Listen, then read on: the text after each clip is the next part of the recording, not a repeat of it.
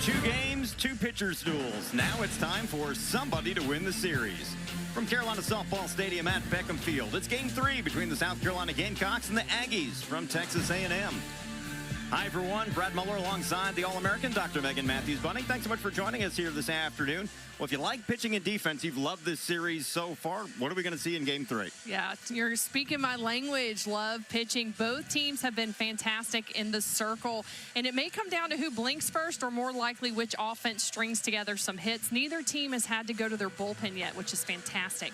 Now, yesterday in Game 2, A&M Sydney's Lessentine allowed just 3 hits and 1 run, and she didn't allow South Carolina to have multiple base runners in the same inning.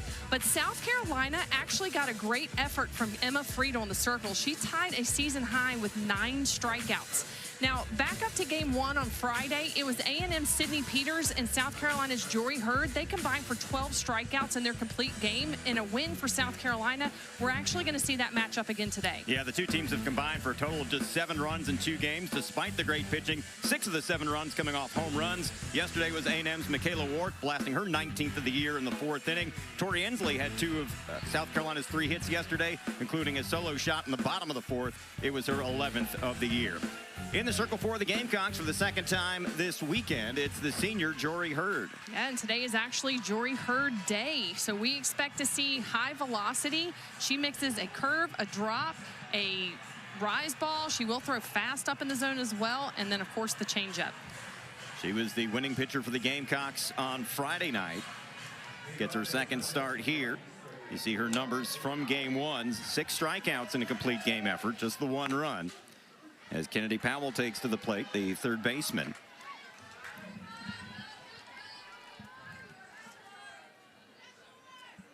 Powell transferred from UCLA a few years back in her 3rd season at Texas A&M. There's Maya Perez, who's reached in 51 straight games now for the Aggies. Infield in. Powell 4 for 8 with 3 doubles in the series. Talk about an excellent leadoff hitter. Yep, hitting over 400 and 422. 6th in the SEC, coming into the weekend in runs, 2nd in hits.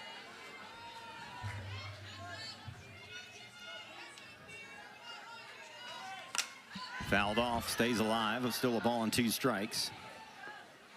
Gamecocks, same setup defensively. Outfield left to right, Quincy Lelio, Tori Ensley, Jamie McKay. Infield 3rd to 1st, Natalie Heath, Jay Anderson, Carly Shelton, Ariana Rohde, and Lexi Winters catching Jory Hurd.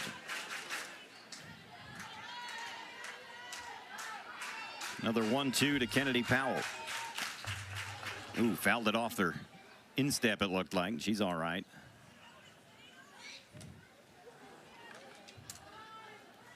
She doesn't have one of the shin guards, the drippy shin guards that a lot of folks wear. I know. I'm going to give you props for that.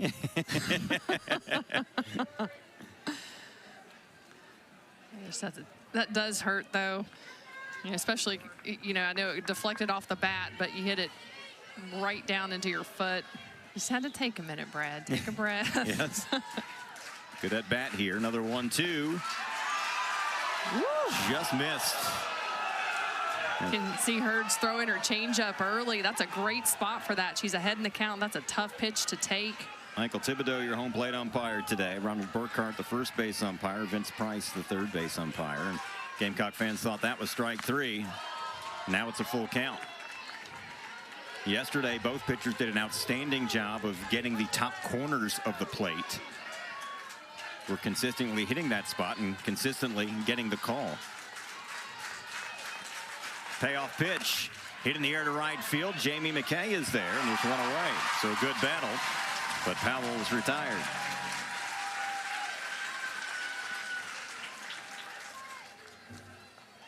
Kelsey Mathis, the center fielder, stands in. Yeah, it has been pitching dominated this weekend. Gamecocks won Friday night's game 3-1. Texas A&M won yesterday 2-1 to even the series. Just 7 runs between the 2 teams, and there you go. Yeah, South Carolina, you know, we talked about A&M has solid pitching. They've been solid for a long time. Have had a great season so far. And for South Carolina, it's been a little bit of up and down, but lately the pitchers have really come to, especially Jory Hurd. Coach Chastain Woodard talked about how Jory Hurd has taken this team up on her shoulders and is trying to carry them. But at the same time, it's not realistic for her to pitch every inning of the rest of the games that the South Carolina has. And so you're looking for, pitchers coming out of the bullpen to eat up some innings, and they got that from Friedel. So it seemed that in yesterday's game with the 9 strikeouts, she did a great job. Yeah, it was the best Friedel had pitched in SEC play all year. Kelsey Mathis, you saw her numbers, the sophomore from Waco, Texas, 2 for 6 in the series. Both of her hits are doubles. She's walked and struck out 4 times as well. A&M coming in at 35-13, 15-5 in SEC play. Came into the weekend 3rd in the SEC standings. Another 1-2 to Mathis. Swing and a miss, strike 3. Jory Hurd pulls the string to get her first strikeout. Really like how Hurd is using her changeup. She's using it early, and where she's spotting it. That pitch just fell right off the table. I think that's going to be a key for her. A&M's already seen her once for a full 7 innings, and so she's going to have to mix off speed more. Here's Maya Perez playing first base today, who's reached in 51 consecutive games for the Aggies. She has been outstanding. Their leading hitter, 4th in the SEC in hitting coming in. Hitting at .455, also 6th in slugging, leads the SEC coming into the weekend in on-base percentage. 2 for 5 in this series with a home run, a double, hit by pitch, and 2 runs batted in. And Perez is one of those hitters that, as coaches, you're scouting and you say, we don't want her to hurt us. And so very careful. They're allowing Hurd to pitch to her because there's no one on base. It's early in the game. But you can see Hurd is really dancing around the zone. On-base percentage, one of the tops in the country. 3-0 here, and the Gamecock fans getting a little anxious with the strike zone. Yeah, I'm not sure that Hurd has actually found the strike zone just yet. Looking to get some consistent calls, figure out where it is. And that hits her. Second time she's been plunked. She was hit with the bases loaded yesterday to drive in a run. And the Aggies get a base runner here with 2 outs. That one looked like it stung a little bit. Yeah, talking about how good Maya Perez is, I mean, she has got to get used to pitches coming in tight on her, not necessarily on purpose. Like, I don't think that was an intentional, I'm going to plunk you. But at the same time, pitchers have to be very, very, very tight in. You can't let Perez get a good piece of the bat on it. And with that hit by pitch, and she's taken a moment to shake that off. Looked like it got her right on the hip. She has now reached in 52 straight games, got that one the hard way. But just absolutely incredible to have that kind of string to get on base that many games in a row. That's going back to last season. Yeah, that one hurt. You can see.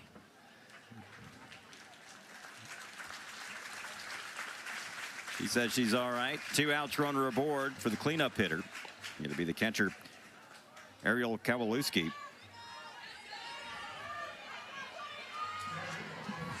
Kowalewski in her 2nd season. Spent her freshman year at Florida and sat out last year due to a late transfer, 2nd year in College Station. And that hit her.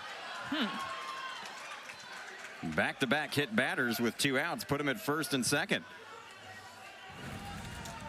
Yeah, see, when I see this, I'm also, trying to see, are there elbows outside of the box? Because Kowalewski was really crowding the plate there. Yeah, to be honest, I didn't even see it hit her. I thought it was a strike, and then she was on her way to first base. It must have grazed her. But again, nothing that can be done about this. So Hurd is in a position now where 2 hitters in a row. Let's see. See, to me, those elbows are hanging out. Yeah, that's... I think that needs to be looked at in terms of rules again, because honestly, that's not fair to pitchers. That's borderline on the plate there with where her elbow is and where she got hit, and there's not much a pitcher can do with that. I would agree with you there. Yeah, but I digress. Yep. Now Hurd is in a situation where she's tried to come in tight twice to left-handed hitters, and it's just been a little too much. So she's got to figure out how to move safely back over the plate a little bit. Now they're going to try to settle Jory down a little bit. Ashley Chastain-Woodard is the head coach in her second year, but Zach Parsons is the pitching coach. He comes out of the dugout.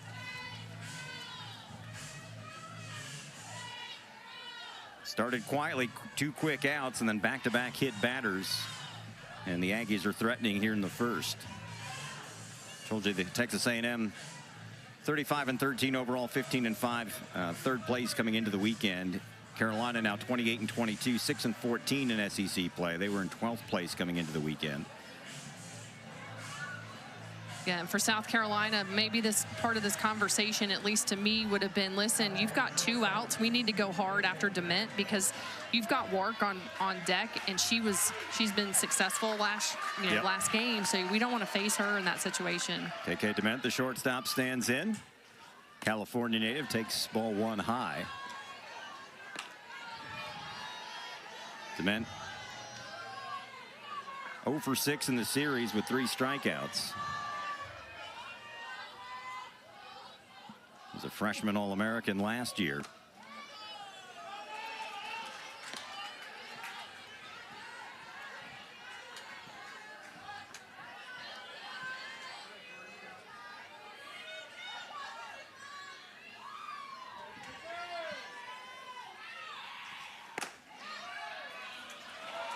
Falls behind 3-0. Joy Hurd still trying to find the zone. You see Lexi Winters, the catcher, asking where that was. And to be honest with you, I mean, I think those are good spots when you're ahead in the count. I do think she's missing off the plate too much. And misses on 4 straight here, and the bases are loaded. 3 straight have reached without a hit, a couple of hit batters, and a walk, something we did not see a lot of really throughout this whole series. And now an opportunity here with perhaps one of the most dangerous hitters for the Aggies, the DP today, Michaela Wark. Wark, a team best 19 home runs, including 1 yesterday. She'll take a strike here. That home run, the first hit of the series for Wark. She's 1 for 5 with a walk and 2 strikeouts, but she can change the complexion of a game in a hurry. In the top 10 in the SEC in home runs and runs batted in.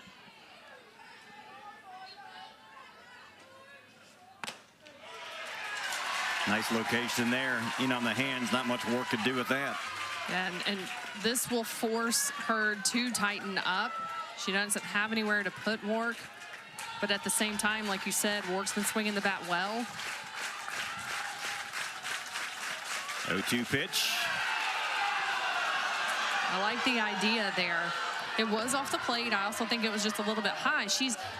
Hurd is not missing by much. Right. So this is minor adjustments to make, and for that count too, I think that was a good spot. Yeah, sometimes you figure out, is the umpire going to give you a half a ball off the plate or a ball off the plate? And that one misses inside. And again, the Gamecock fans getting anxious.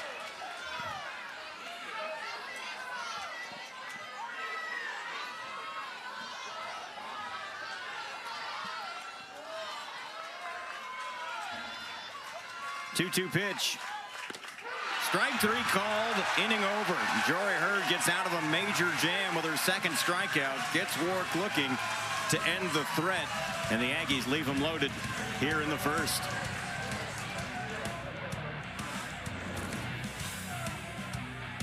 Junior Sydney Peters takes to the circle for her second start of the series. And Peters for A&M, she is going to throw in the high 60s. She brings the heat. High spin rate, she goes up, she goes fast, change, off speed. She's considered more of a power pitcher than what we saw yesterday in Lessentine. You see her numbers from game 1 on Friday. She was a losing pitcher, but pitched well. 6 strikeouts, 3 runs all earned on 4 hits, and they all came in at once. It was a second inning home run by Natalie Heath, accounting for all of the Gamecocks runs in that 3-1 victory. Gamecocks get out of a major jam in the top half of the inning here after the Aggies left the bases loaded. Quincy Lilio to start things off for the Gamecocks. It's been a struggle for the top of the order for South Carolina in this series. The top 4 hitters in the first 2 games were a combined 1 for 23. So a little bit different lineup today. You see the seniors in red, Lilio, Rhodey, McKay, Heath, and Winters. But Ensley moving into the 2 spot after being further down in the lineup much of the season as Lilio takes a strike. The senior outfielder 0 for 6 in the series. She's been so good all year in her 2 years here at South Carolina since transferring from Oklahoma, and getting on base has not been able to do much of that here this weekend. 0 for 6, and she was coming into the weekend tied for 6th in the SEC in walks, but has not been able to draw a free pass yet. Yeah, I made a comment about Powell for A&M being such a great leadoff batter, and really, I know she's been struggling as of late, as you mentioned, but Lelio has done a good job for South Carolina overall. She's patient. She's a triple threat. She can, I believe I've seen her try to slap before, you know, so yeah, she can do it all, hit for power. Peters back to work, the 2-1. Hit in the air to right field, and she's got her first hit of the series.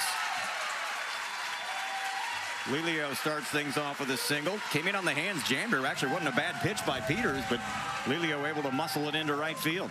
Yeah, it was some quick hands right there. And, you know, for left-handed hitters, they seem to get through that inside part of the zone pretty fast. But I love the response already from South Carolina. Jory Hurd did her part, striking out, you know, a big hitter and work for A&M to build the momentum, bases loaded, and this is how Lelio responds. This is exactly what you're looking for from your team.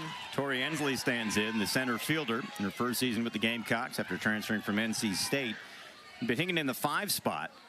Moves up to the 2-hole here, leading the Gamecocks with 11 home runs this year. She's 3 for 5 with a home run yesterday in this series. Also has a walk.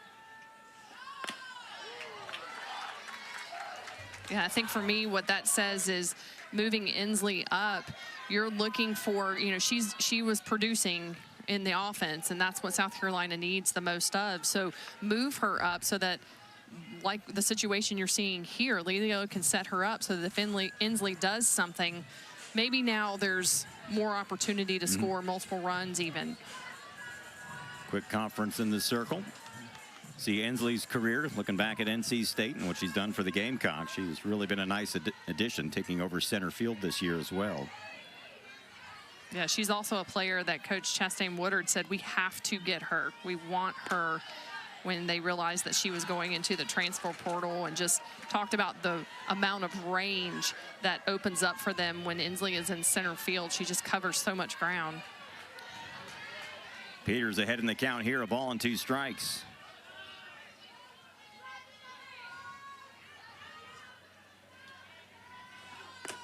Off the plate here where the catcher was set up.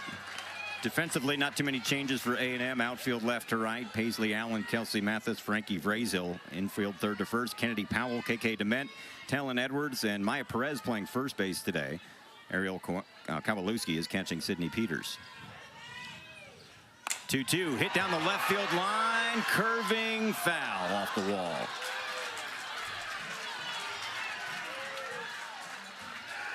Ensley a little bit out in front. But as my partner likes to say, it's just a strike. Just a strike. You know, and for Peters, that gives her a little heads up of make it dance or get it in. 2-2 again. Hit in the air to center field. Mathis ranges back. She's got room and makes the grab for the first out.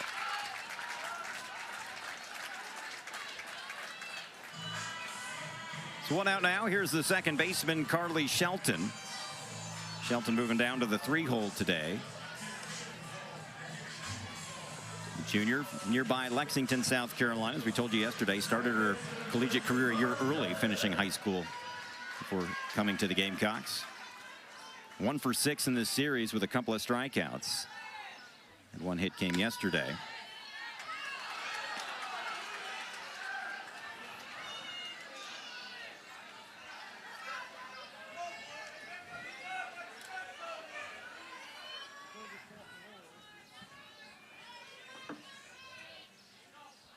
Peters back to work. Good stop by Kowalewski back there. And that's a look at Peters' changeup also.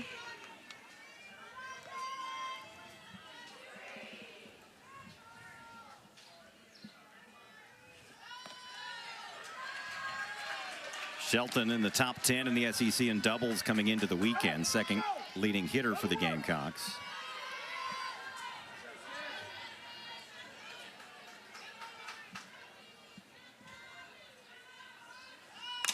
Hits that one into left field. That's going to get down for a base hit. And Gamecocks with a couple of singles here in the first inning. Hits have been hard to come by this series. I think this speaks to the adjustments that South Carolina has made. I mean, they had video. They played against Peters. They faced her on Friday, and so you can see they've made some adjustments so far. Second hit of the series for Shelton. And the Gamecocks get a runner in scoring position now for Ari Rohde, the first baseman. Hitting in the cleanup spot, looking for her first hit. 0 for 5 in the series with a walk and a pair of strikeouts. Second on the team with 10 home runs on the year. Pops this one up into short left field. Paisley Allen is there, and he's got it for out number 2, so Rohde quickly retired.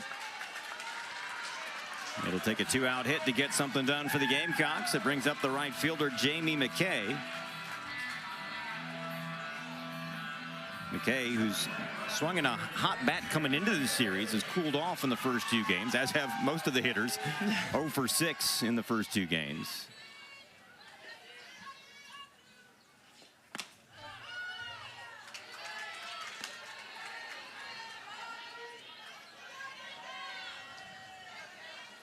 McKay, 7 home runs, 19 RBI, and the home runs were coming in bunches in the last couple of weeks for her. She took over as a starting spot in right field. Yeah, and I was going to say, it's been neat, really. You know, just a month or so ago, you and I were calling games in March, and she was still just kind of coming off as a pinch hitter. Yep. And working her way into a DP spot, and then fast forward, and she has worked her way into the starting lineup. It's been neat to watch her go. 0-2 pitch from Peters. Popped up right side of the diamond. Edwards, the second baseman, calls and catches. Inning over. Both teams threatened with multiple base runners in the first inning, but we're still scoreless as we head to the second in Columbia. Third of the order due up for Texas A&M as we head to the second inning here in Columbia. Rubber match of this 3-game series. Gamecocks had multiple base runners in the bottom of the first inning. They didn't do that at all yesterday. But had runners at first and second. And their first set of swings came up empty, as did the Aggies, who had the bases loaded in the first inning. Jory Hurd, the senior, second start of the weekend. She'll start off with the second baseman, Talon Edwards.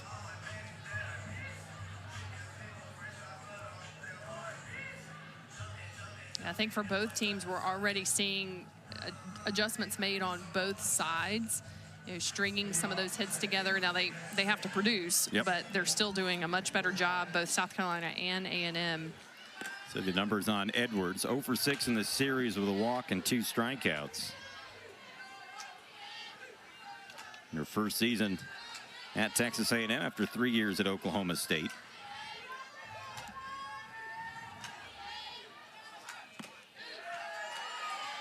Count even at 1-1 here.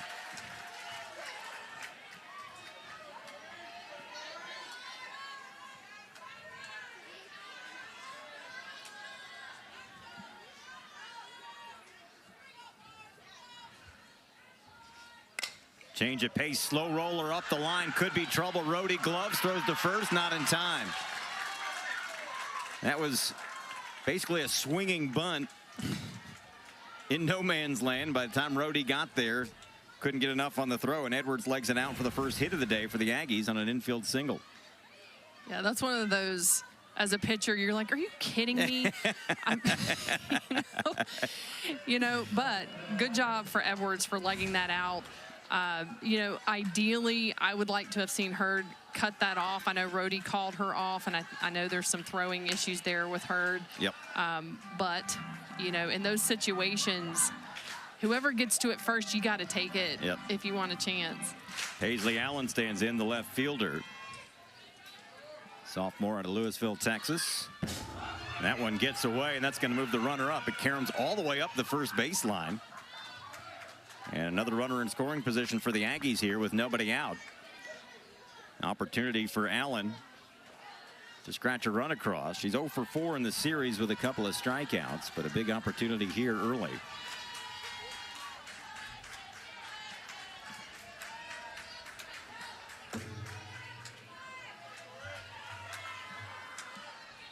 Infield in at the corners. Pushes through it for a strike. Now it's 1-2. Allen in her first year as well at Texas A&M, transferred from Georgia.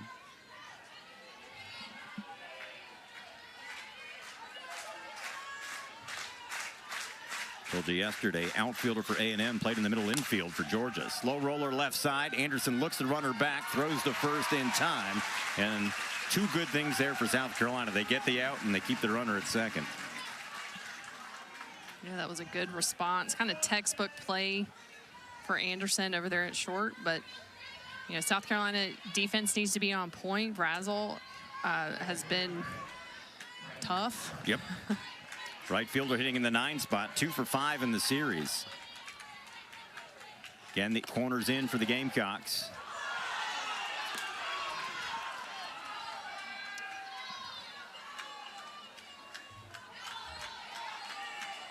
Runner at second with 1 down. Second straight inning, the Aggies have had at least 1 in scoring position, and that hits her. Third hit batter in 2 innings by Jory Hurd.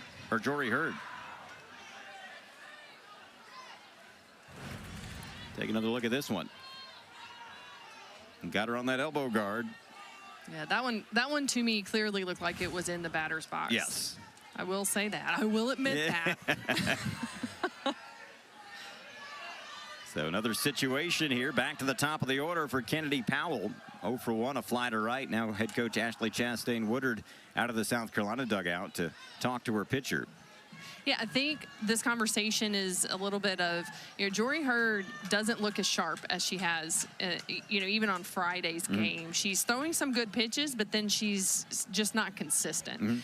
I don't even know that she's still found her flow and found the strike zone. So just a conversation about locking in. Let's take a breath. Maybe we need to either speed up your rhythm or slow it down a little bit, change something up. And also, I don't know if this affects Jory. Maybe you'd see it with younger pitchers. When you've hit multiple batters in the first 2 innings, does that start getting in your head and worried about pitching inside, and maybe you start leaving it too far over the plate? Yeah, so I always think about this mentally is you have a choice. You can choose to allow it to get into your head, and you kind of second guess yourself and think, oh, I don't want to hit this person. If you make that choice, though, you are choosing to play it kind of from a place of fear, like fear of failure. I don't want this to happen versus, okay, that happened. This next pitch doesn't mean that that's going to happen. Yep. You know, so make the choice to continue to attack each hitter separately, each pitch differently. Powell stands in, the leadoff hitter. Flied to right to lead off the game. She's 4 for 9 in the series. Infield in with just 1 away.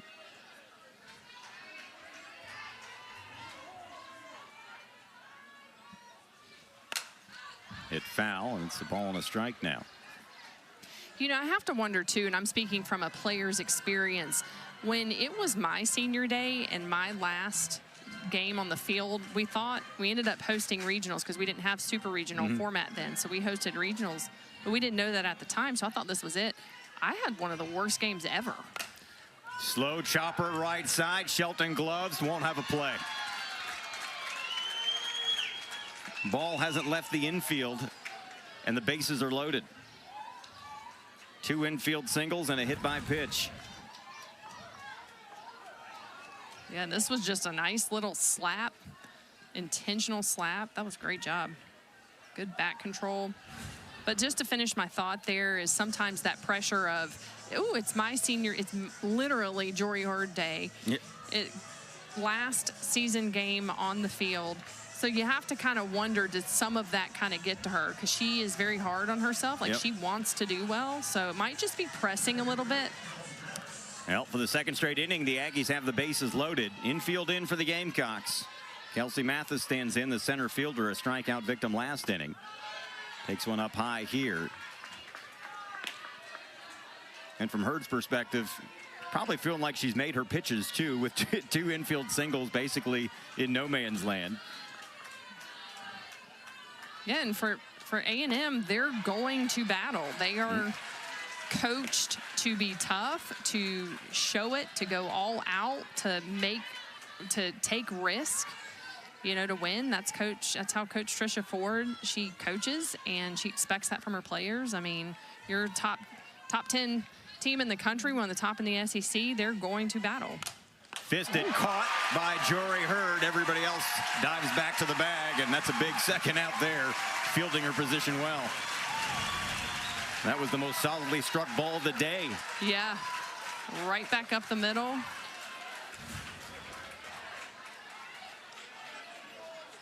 So now 2 outs with the bases juiced, and again, it's Maya Perez, who was hit by a pitch in the first inning, so now she's reached in 52 consecutive games.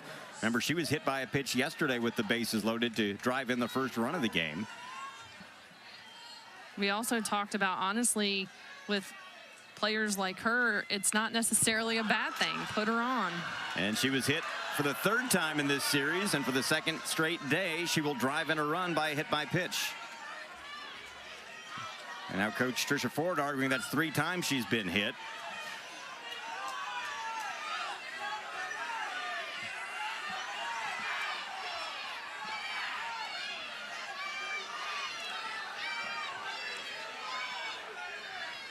The base is still loaded. A run in as A&M takes the early lead once again. 50th RBI of the season for Perez.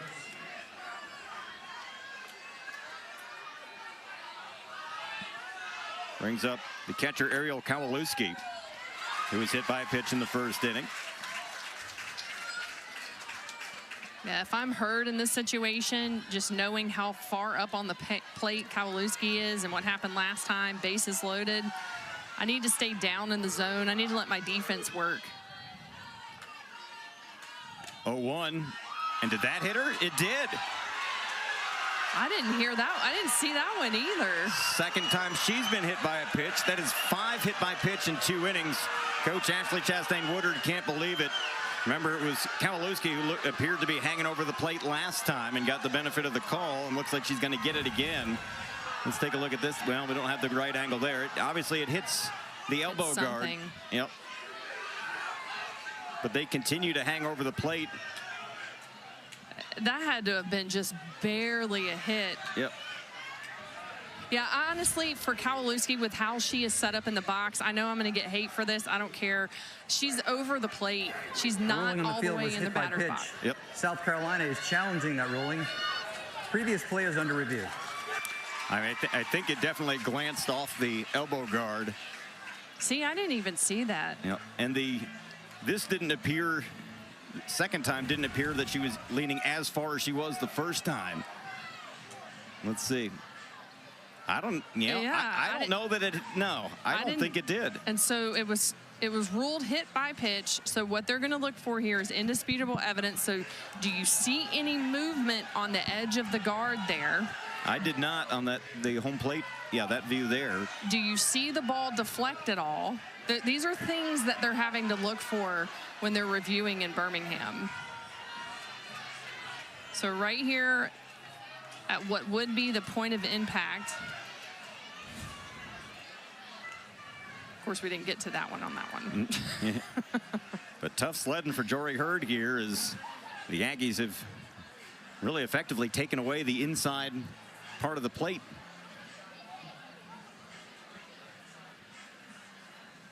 This will be a big call. It can shift the momentum for sure in Aggies' favor. They were already emotional because the Perez hit, which was a clear hit by pitch. Or if South Carolina gets the challenge right, that will also be, if this challenge goes in South Carolina's favor, that will be the 3rd challenge that Coach Chastain Woodard has made that has been overturned in this series.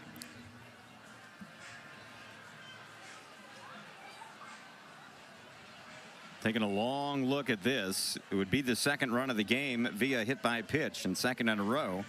If it stands, it would also be the 5th hit by pitch in just 2 innings of work.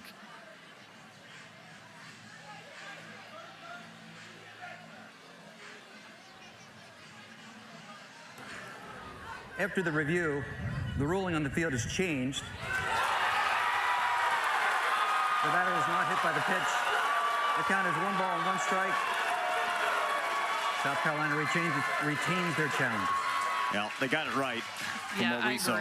I agree.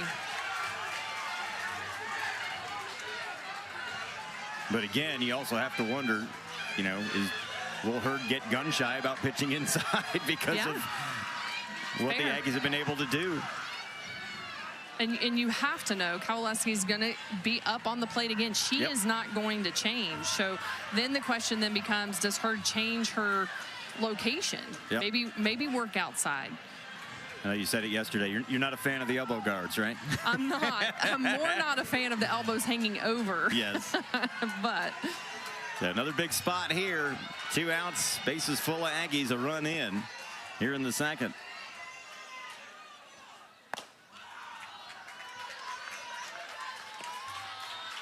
The atmosphere has been elevated here today.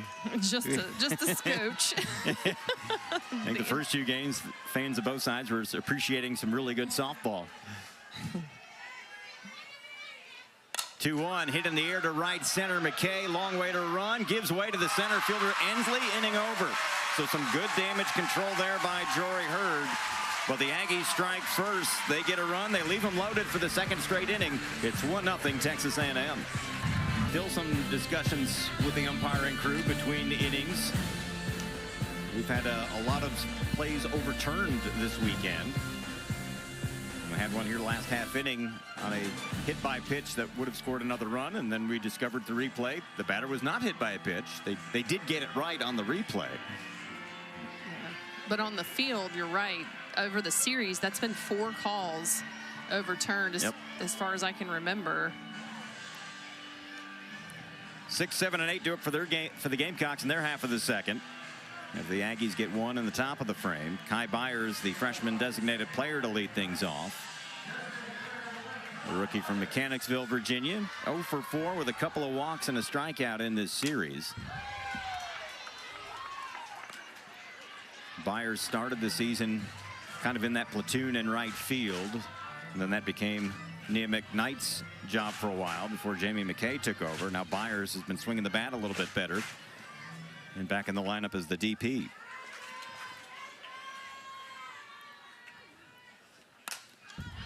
And Sydney Peters way ahead, no balls and 2 strikes.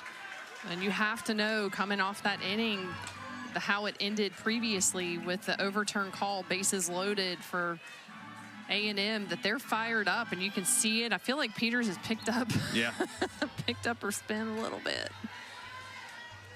0-2 to the freshman Kai Byers. Aggies loaded the bases in each of the first 2 innings, only able to get the 1 run. But the Gamecocks scored just 1 run yesterday, had 3 runs in the first game to win it 3-1, but all 3 runs came in the second inning. Off the end of the bat and gloved by Kennedy Powell for the first out. Well, and I believe all of these runs have come off for South Carolina have been off of home runs as well. Yep. Yeah, 6 of the 7 runs combined for the 2 teams have been off home runs. And here's Natalie Heath, speaking of home runs. She had the 3-run home run on Friday that gave the Gamecocks all they needed in the 3-1 victory. 1 for 5 with that home run and 3 runs knocked in the series. And for Big Bat Nat, as they call her, that was her first home run of the season. Hadn't played a lot the first half of the season and took over that third base spot a couple of weeks ago.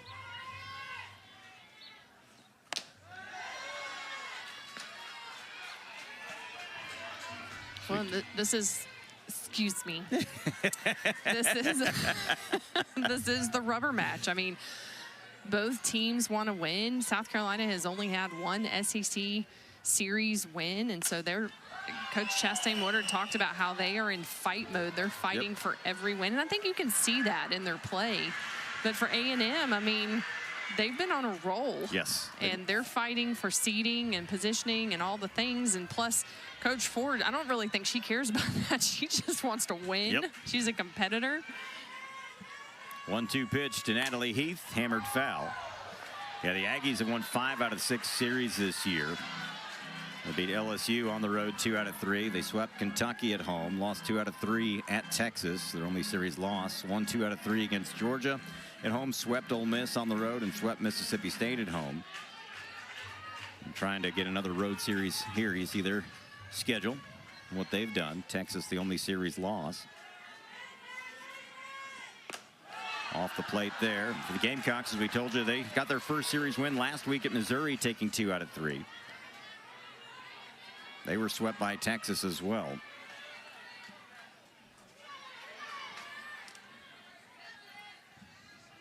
Two to Natalie Heath. Good battle here as that came in on the hands, and Heath spoils another one. Yeah, both teams still have one more series to play in the regular season, and neither one of those, A&M and South Carolina, have their work cut out for them, as A&M goes to or plays Oklahoma, and then South Carolina has to go to Alabama, who just beat Tennessee by a run rule yesterday.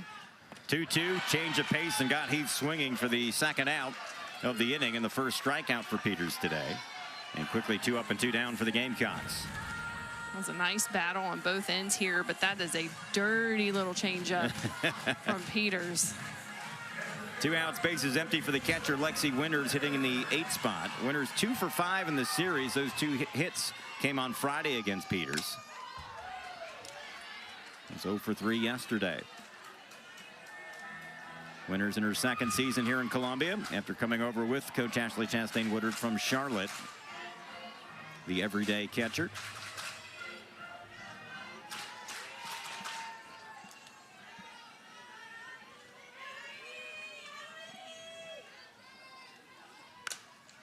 Fisted to the third baseman, Powell. She's got it. Inning over. 1-2-3 go the Gamecocks in their half of the second. We've completed 2. 1-0 Texas A&M. We roll on to the third inning here in Columbia. Texas A&M leading South Carolina 1-0 here in Game 3. Jory Hurd has wriggled out of big trouble in the first 2 innings. Aggies had the bases loaded twice, only got 1 run out of it. There's Tricia Ford in her 4th year as the head coach at Texas A&M. Last year, 48-11 overall, were a #1 seed.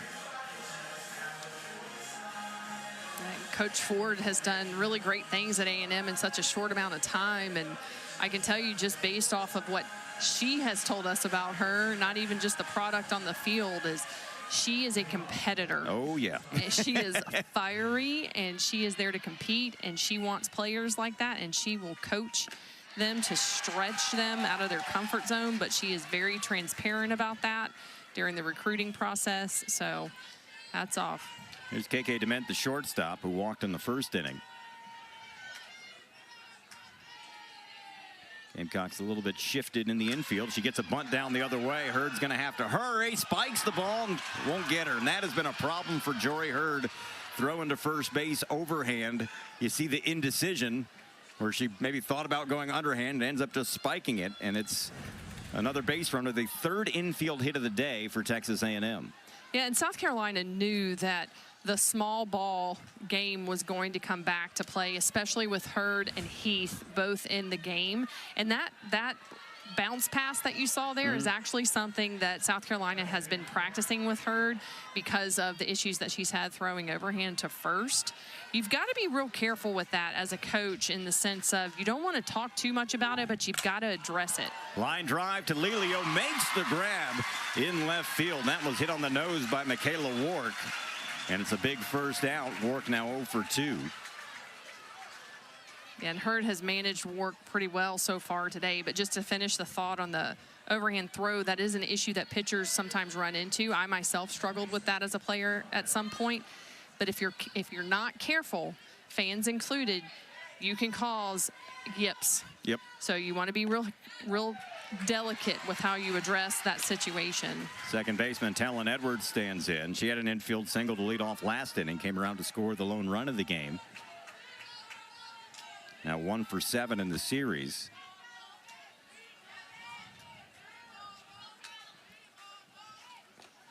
Down low, Winters boxes it around. That last hit, the last out made by Michaela Wark was hit on the screws. We've seen 2 very hard hit balls hit right at South Carolina defenders. The 3 hits A&M does have are infield singles. Yeah. It's funny how the game works out that way, right? Yeah. You can hit it on the screws and have nothing to show for it. You can have a swinging bunt and stand on first base. Super funny. So funny. Not when you're a pitcher, though, right? Hey, but nobody has more fun on game day than softball players. And they always, sometimes you can't even tell if you're just looking at faces in the dugout, you don't know what the score is. Yeah. That's why softball is superior to baseball. Hit down the right field line, but foul. Yeah, I would agree. There, I said it. It's a lot looser. They're a lot looser. No, it's superior. Yeah. Let's be honest. Yeah. There's just a different vibe. There is. There is. Speed of the game. I will say that I have appreciated baseball. I think they brought some of that looseness over to softball. It's trickled over. Yep. 1-2 grounded to Shelton, only play to first, and they get the out there. Dement on to second on the play. Probably a good choice by Shelton. If she tries to pivot and go to second, I don't know that you're getting Dement. Yeah, I agree. That was a great play. She was headed in that direction anyway. Yeah, that's what I mean. It would have gone across her body. So now it's a runner in scoring position with 2 outs for the left fielder Paisley Allen, who grounded out the short last inning. Gamecocks come in at the corners for her.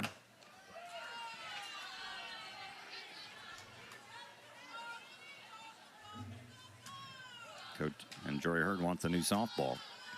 Sun peeks out from behind the clouds. Had a little rain this morning, but we should be okay the rest of the day while this game is going on.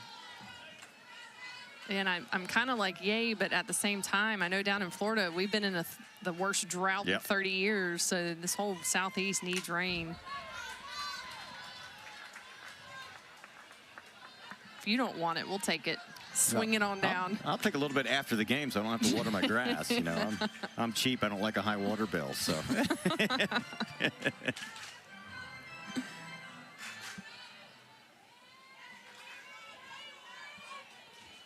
1-1 hit into right field, right at Jamie McKay for out number 3. So a leadoff single goes for naught for the Aggies. Still 1-0 Texas A&M.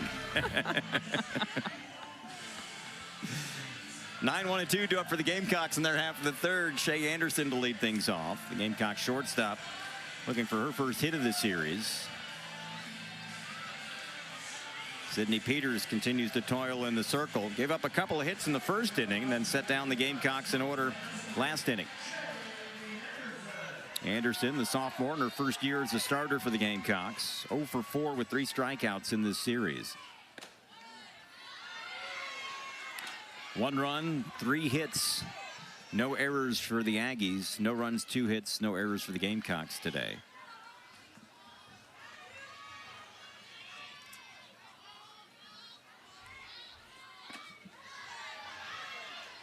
Two and 0 to Anderson.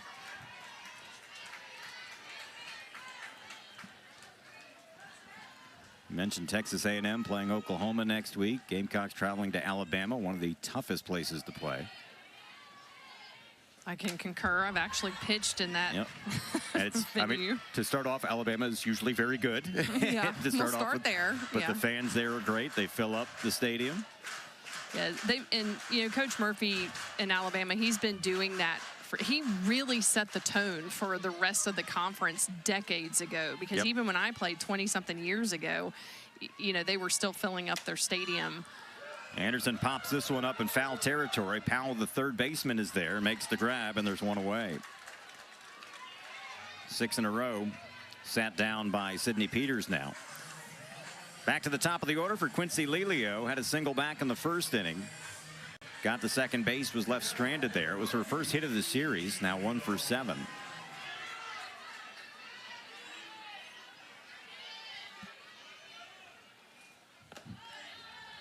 Takes a strike here. Talking about Alabama, then yeah, A&M's got to play Oklahoma, and they're pretty good at softball.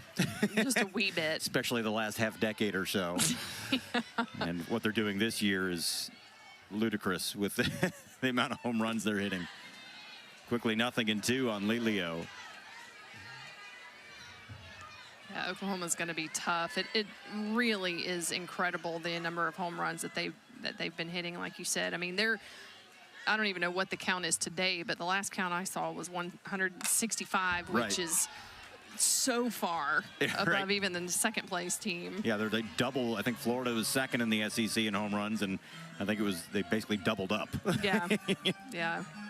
I mean, they are just, there you go. 167 now as we go into today. Yeah, that's wild. Leo stays alive. So, again, that's a conversation. I mean, A&M comes in with a hefty number of home runs, too. Right.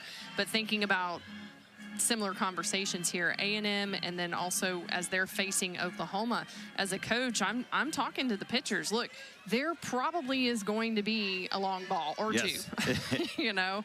So we need to get our mind right about that and how we're going to recover. It goes beyond pitch selection and what you're going to throw. It then becomes a mental bracing for what are we going to do when that happens. Let's go ahead and think through that.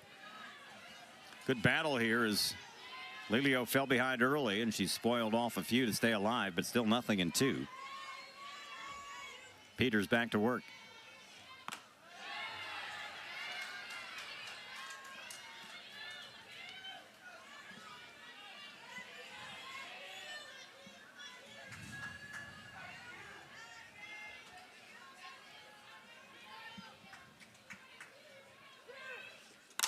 Comebacker through the circle into center field for a base hit. Lelio, 2 for 2 today.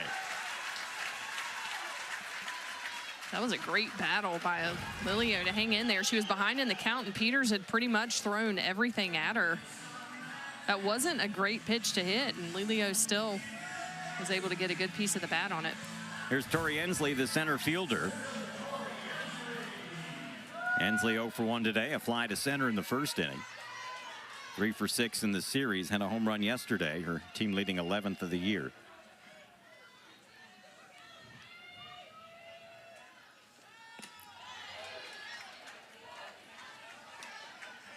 And the last 2 batters in this top order of South Carolina's lineup, Peters has started the at-bat off with her changeup. Again, we're seeing that more. She threw a couple to Lelio, actually. Going out of sequence, if you will. Yeah. And she's ahead here again, 0-2. She had Lelio 0-2 before she spoiled off several pitches and got the base hit up the middle.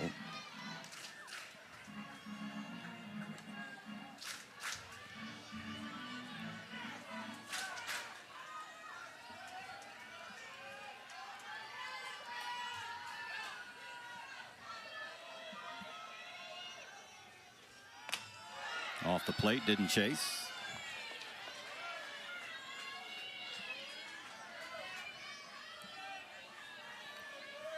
Infield back for Ensley.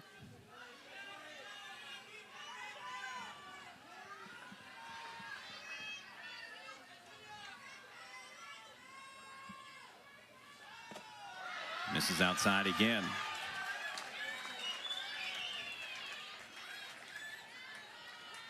Ensley with 55 hits on the year, and of those, 25 are for extra bases.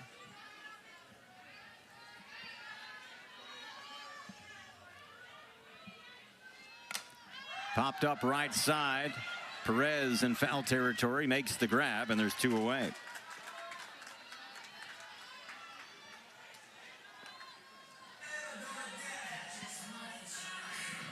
Two down, runner holding at first for the second baseman, Carly Shelton, who singled in the first inning. It was her second hit of the series, now 2 for 7.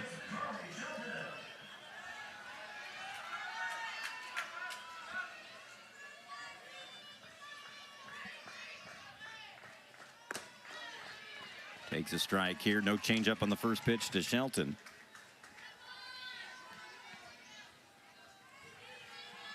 I wouldn't be surprised to see it, though, in this at-bat. She's been mixing her changeup quite a bit with the first 3 batters for South Carolina. 0-1, hit up the middle. That'll get through for a base hit. Second time today that Lelio and Shelton have singled in the same inning. So now they're at first and second with 2 down. Again, this is something the Gamecocks didn't have yesterday. They did not have multiple base runners in any inning, and they've had it in 2 out of 3 innings so far, but have yet to scratch a run across. Ari Rhodey will try to keep it going. The Gamecock first baseman hitless in the series, now 0 for 6. Does have a walk. We'll get a pinch runner at second base as Nia McKnight comes out of the Gamecock dugout. She'll run for Lelio. McKnight, the sophomore from Loganville, Georgia, with some good wheels out there.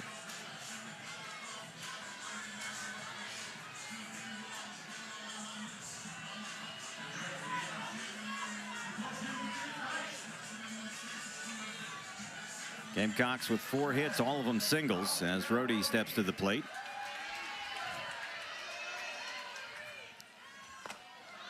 Fastball misses low. And for South Carolina, I like that Rhodey's up in these positions. She certainly has the experience to do good things here, but patience. She was not patient in her last at bat, popping up on her first pitch. Had 17 home runs last year to set a new school record, 10 this year. 54 in her career, which includes a couple of years at Charlotte before she transferred. 27 of those at South Carolina, puts her tied for 6th in the South Carolina record books. 2-0 is taken for a strike.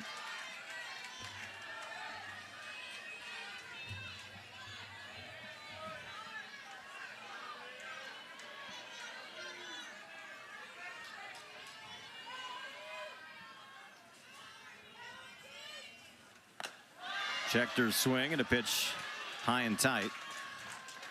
And it's 3-1. Rhodey third in the SEC coming into the weekend in walks.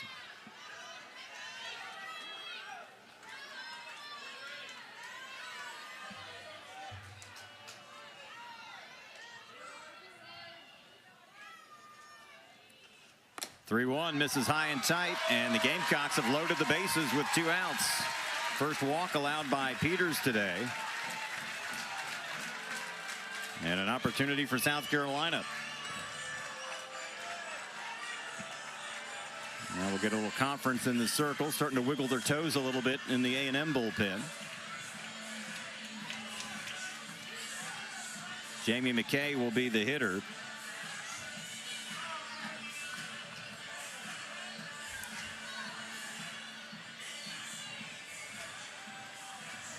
Looks like Grace Sparks is throwing, a senior from Dayton, Texas.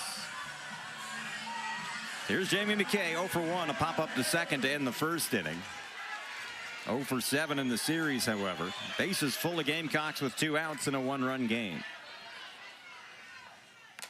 Squibb to the second baseman, Edwards. She's got it, throws to first, and that'll end the threat. They load the bases, but can't do anything with it. Still 1-0 Texas A&M after 3. Here's Coach Ashley Chastain Woodard in her second year leading her alma mater.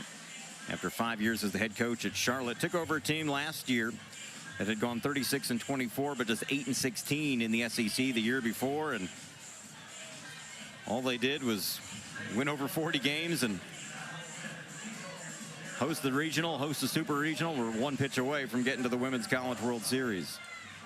Certainly had a standout inaugural season in the SEC, and I know people are some people may be kind of down, like, why are they not performing as well? Well, because the team is different. Yep.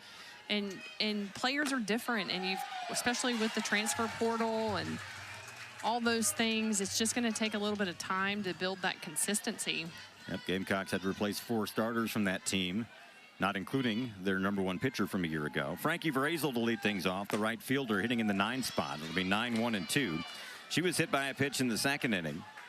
One of 4 hit batters today by Jory Hurd. 1-1. Seeing eye through the right side for a base hit. 4th hit of the day for the Aggies, and they get the lead off aboard for the 3rd consecutive inning. Yeah, you have to wonder if part of the game plan for today, knowing that Hurd was throwing especially for all the left-handed hitters that she's having to face, if part of it wasn't to crowd the plate a little bit. Yep. Force her to come in. Let's see what happens. Lead off aboard again. Back to the top of the order for the 3rd baseman, Kennedy Powell. 1 for 2, an infield single in her last trip in the second inning. That hit there a moment ago by Vrazel. It was the 4th hit. It was the first one that left the infield. The other 3 have been infield hits. Infield in here.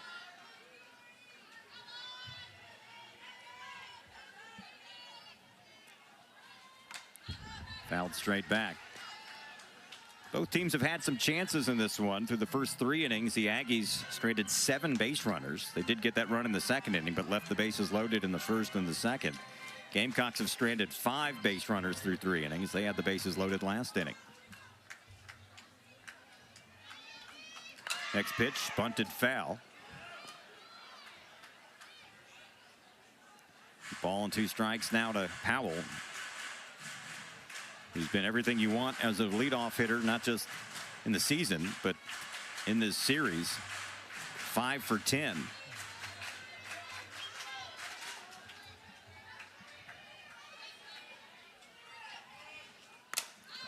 Hit foul, good battle here.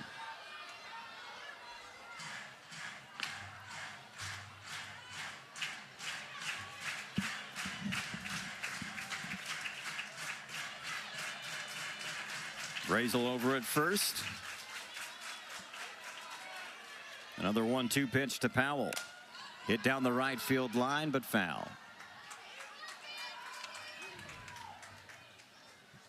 Yeah, you talk about Powell doing such a good job in this leadoff spot. I think Brazel's been great in the 9-hole for A&M, at least this series. I mean, she's been tough. She's got 3 hits. She was hit by a pitch, so she's been on base. Again, turning the order over.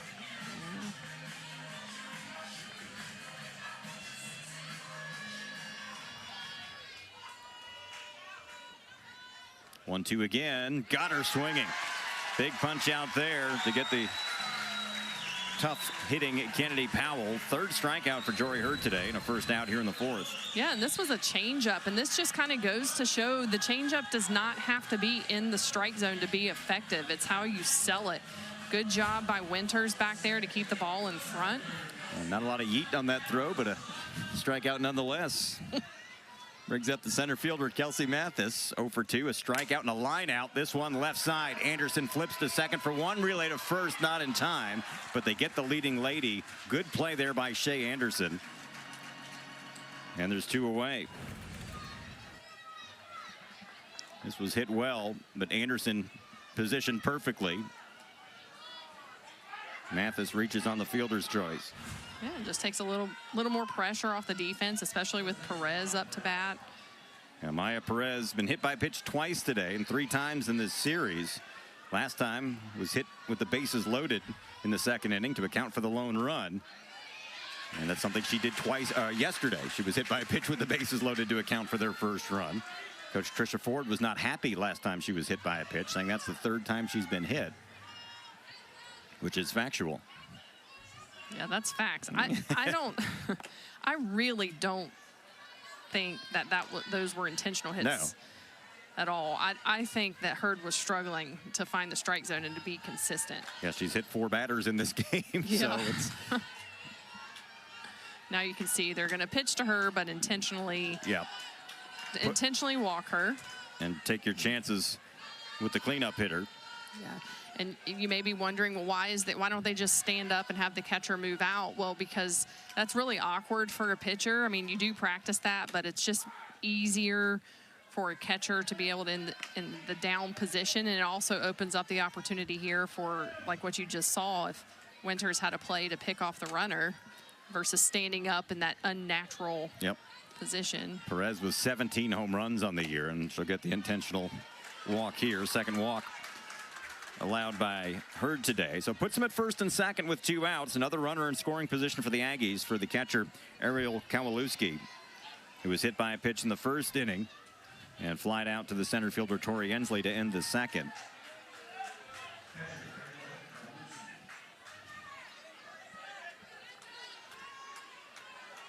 Aggies have had multiple base runners in 3 out of 4 innings now.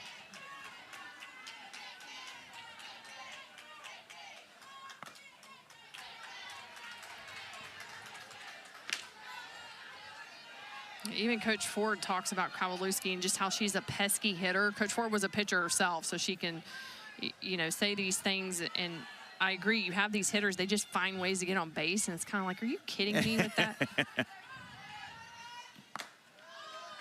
This is outside, 2-0. So for A&M, you're liking what you see right now in terms of who's up to bat.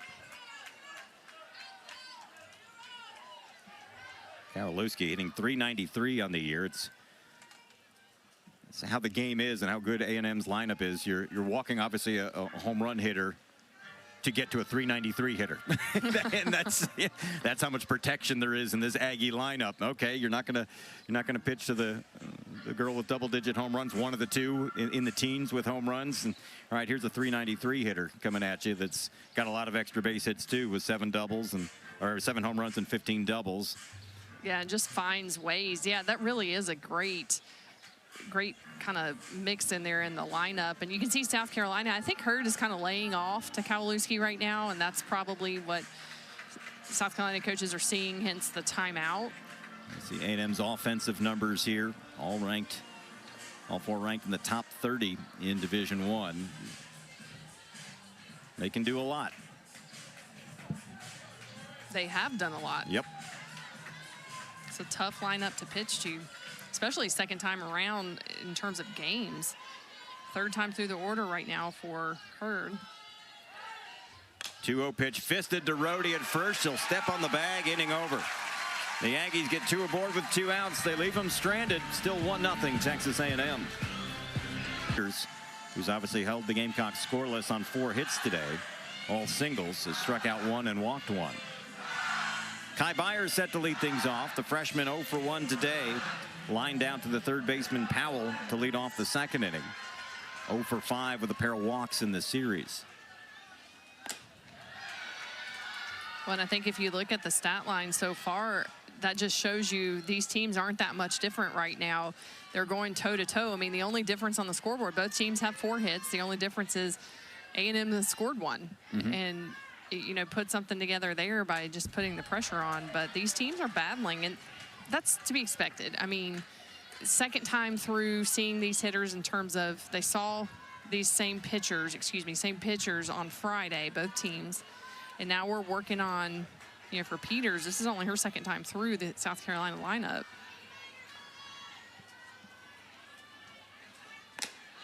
Byers looks at a pitch up high.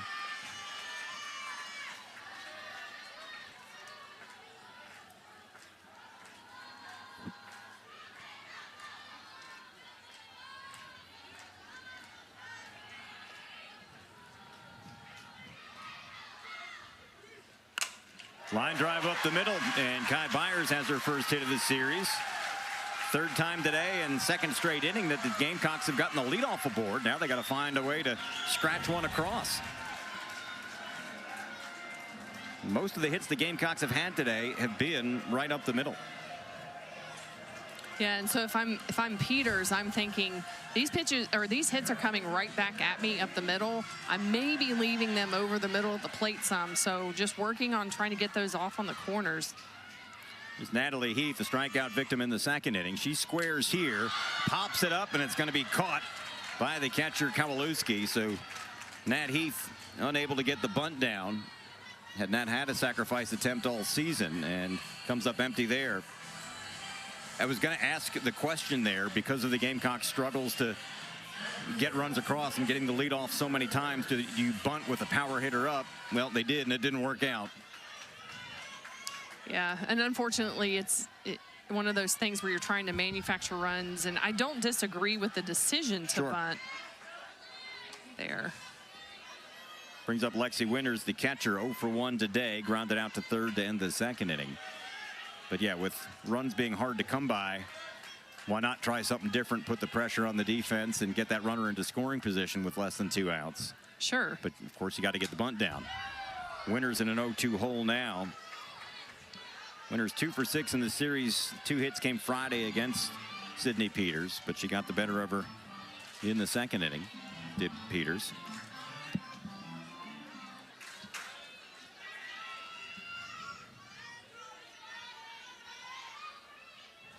Winters' second team all-region a year ago in her first season with the Gamecocks after transferring from Charlotte.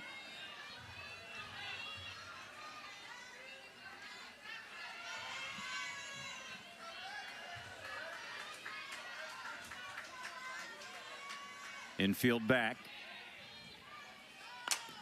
Hammered foul down the left field line into the Aggie bullpen. Peters has worked ahead of hitters all day today. He's only walked one.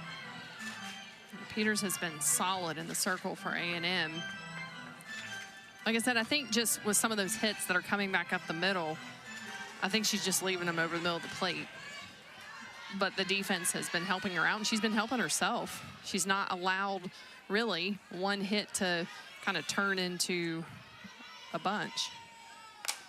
Grounded foul again. Yeah, the 5 hits for the Gamecocks today, all singles.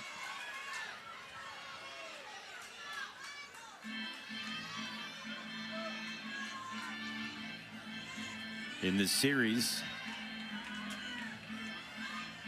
now 8 total runs between the two teams in this series. 6 have come from home runs. The other 2 hit by pitches with the bases loaded.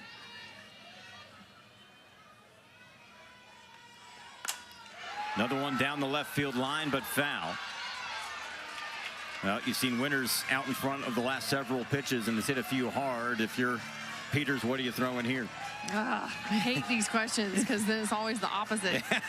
Well, the ones she's ripped down, Winters has ripped down the field, have been high inside. So I don't know. I'm kind of thinking about a changeup way off the plate.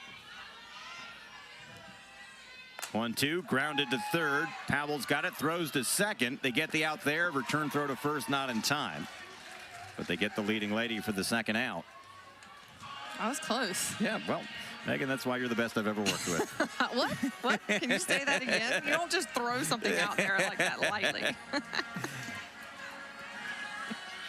2 outs now, runner at first as Winters reaches on the fielder's choice. Here's Shea Anderson, the shortstop. Fouled out to the third baseman, Kennedy Powell, last inning.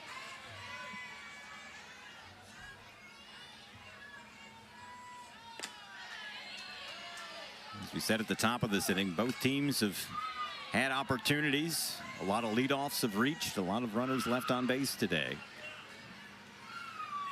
Well, it's still been a pitcher's duel. It's been more of a labor for the 2 starting pitchers today, having to work out of some trouble.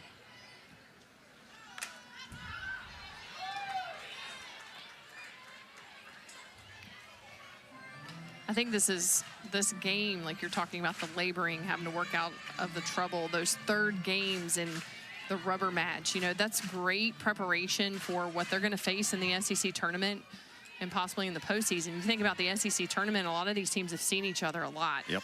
It's kind of like they just beat up on each other. An SEC tournament, single elimination, right? So didn't used to be. Yep, that can be a quick grind though as you move on in that tournament. You get to day 3, okay, you've already used some pitching, but now it's day 3 against a different opponent. So it's a whole different dynamic. Yeah, it's tough. 2-1, strike at the knees. Gamecock fans have not been happy with Michael Thibodeau today.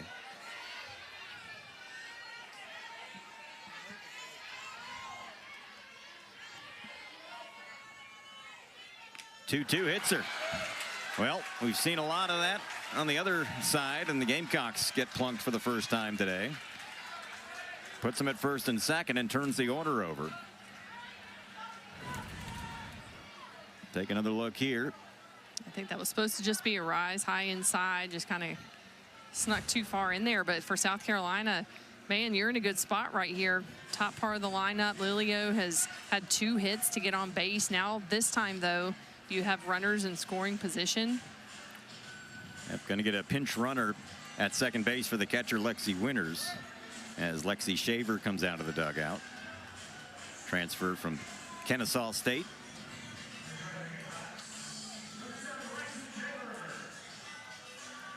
So first and second, 2 outs, and the Gamecocks have multiple base runners for the 3rd time in 4 innings. But they'll need a 2-out hit to try to get a run across, and it brings up Quincy Lilio. There's Shaver.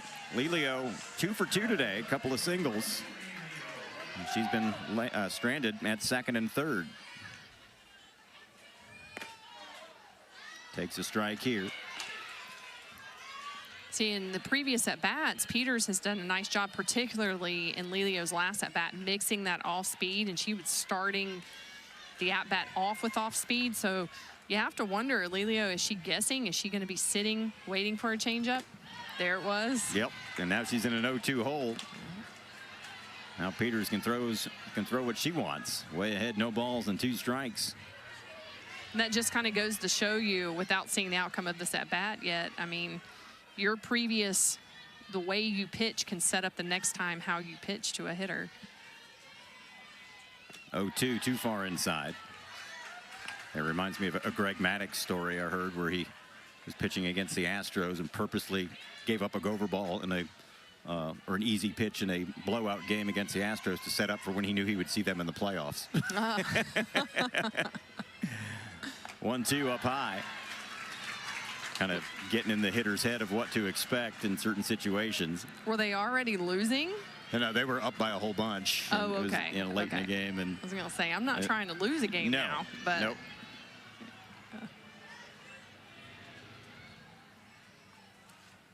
2-2, high and tight again, and go from 0-2 to a full count here.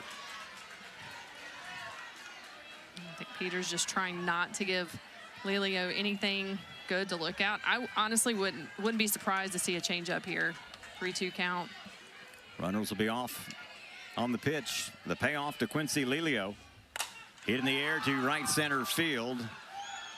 Center fielder Mathis calls and catches. Gamecocks threaten but don't score. They leave 2 more stranded. Still 1-0 coming up. And after that, the NCAA selection show. Find out who's in, who's out, where they're going, and the road to the Women's College World Series in late May and early June.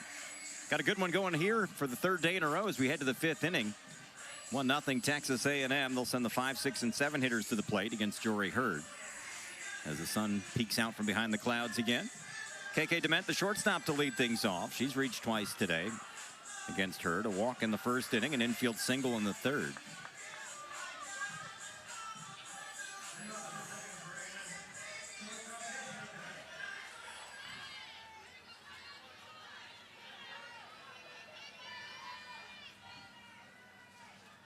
Popped up on the first pitch.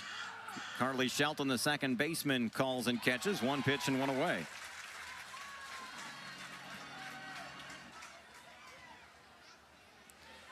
Brings up the dangerous DP, Michaela Wark, 0 for 2 today. A strikeout looking to end the 1st. Lined out to Lelio in left field in the 3rd. Hit it right on the screws.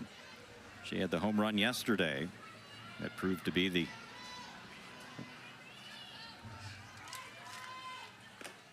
one of the differences in the game. In the 2-1 Texas A&M victory.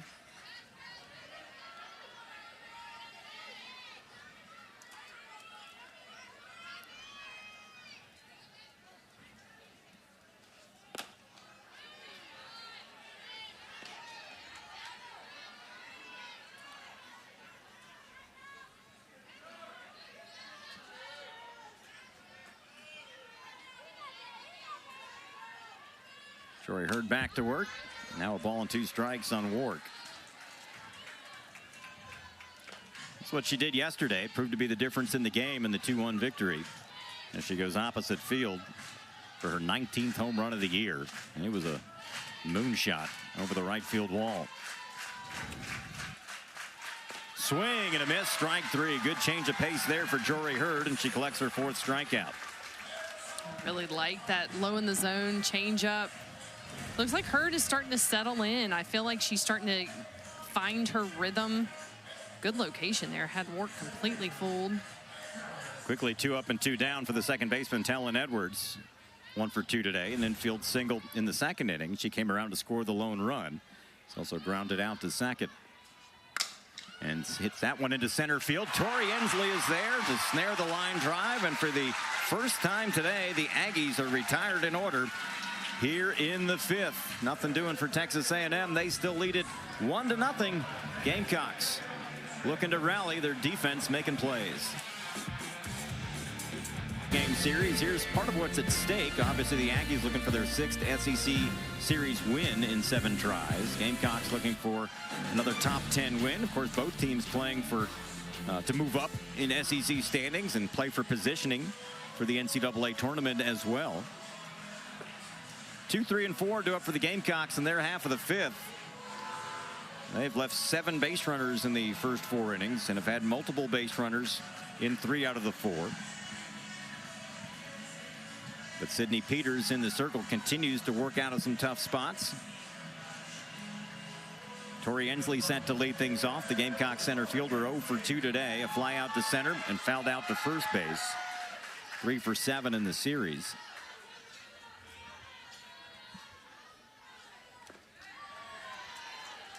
And we have yet to see either team go to the bullpen. This is game 3, 5th inning, and it's been starting pitching and nothing else. That's how good it's been. Yeah, I really, you think about that in today's game, especially, you know, South Carolina, I say she went, has been kind of known to be one of those teams in the recent past where, you know, they're kind of cycling through their bullpen, and they haven't at all. Yep. They've allowed Hurd and Friedel to carry, and then of course A&M has as well. Yep. The 2 Sydneys have pitched very well for Texas A&M. Well, and I love to see it because to me, as a pitcher and as a former pitching coach, if your pitcher is doing well, keeping you in the game like all these pitchers have been, let them have the game. It's great experience for postseason. 1-2 to Ensley. Hit in the air to left center field. Mathis goes back to the wall. Touch them all, and we're tied. Tori Ensley with her 12th home run of the season and 2nd of the series will square things up.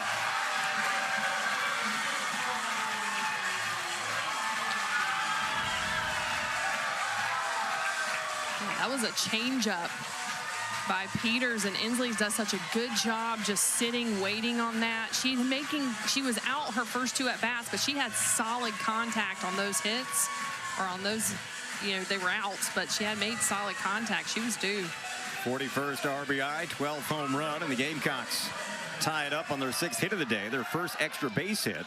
2nd home run in as many days for Tori Ensley.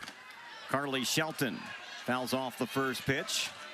The second baseman for the Gamecocks, 2 for 2 today, a couple of singles.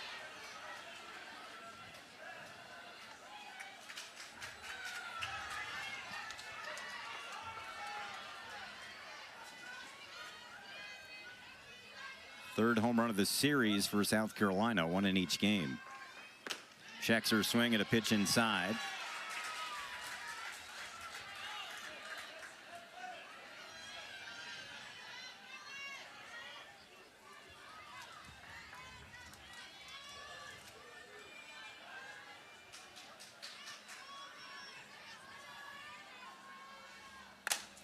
Grounded. Oh, what a play by Perez. Takes a hit away from Carly Shelton. Shelton thought it was a foul ball. And will the Gamecocks appeal this? We'll see. Either way, it was some great glove work by Maya Perez. That was fantastic. I couldn't tell from that angle. In real time, it was hit so hard.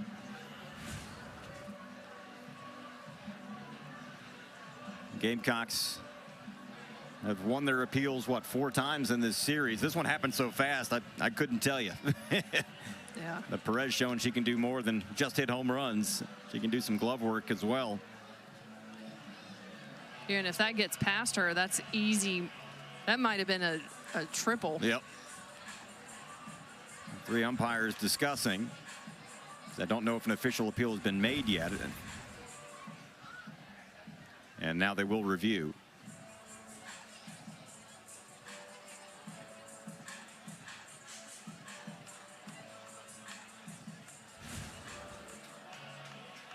For Ensley, by the way, that home run, 16th of her career. First 2 years at NC State, just 4 home runs. She's got a dozen this year.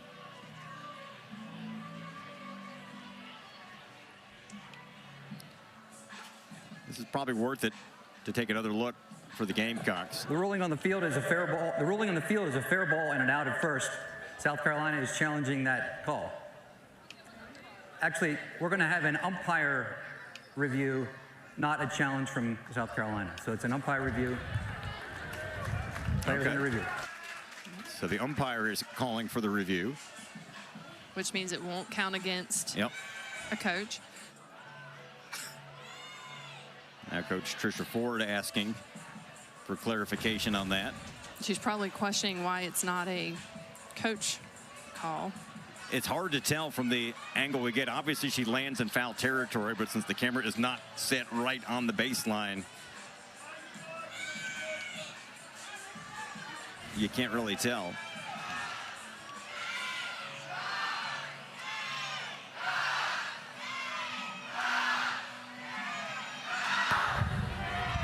Correction on the field. This is not an umpire challenge. Okay. This is a South Carolina challenge because it is prior to the 6th inning. Play is still under review. All right. There you go. Okay, so the rule is after the 6th inning, umpires can decide to make the call. Prior to the 6th inning, if there's a challenge, it has to come from one of the coaches, which you only get 2 per game. So if this call stands, then South Carolina will lose a challenge. Mm-hmm.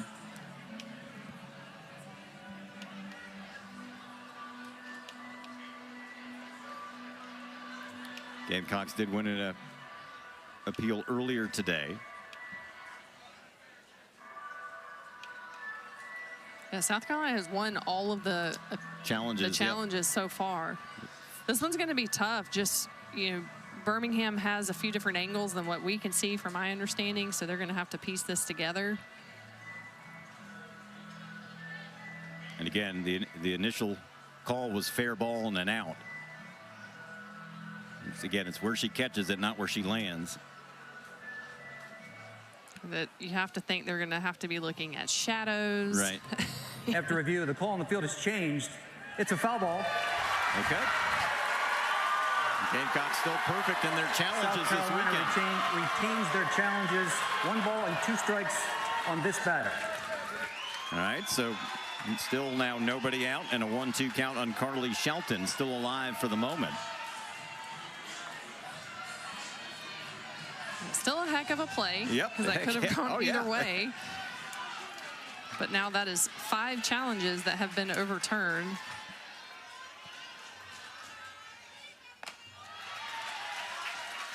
Shelton, as we told you, 2 for 2 with a couple of singles today.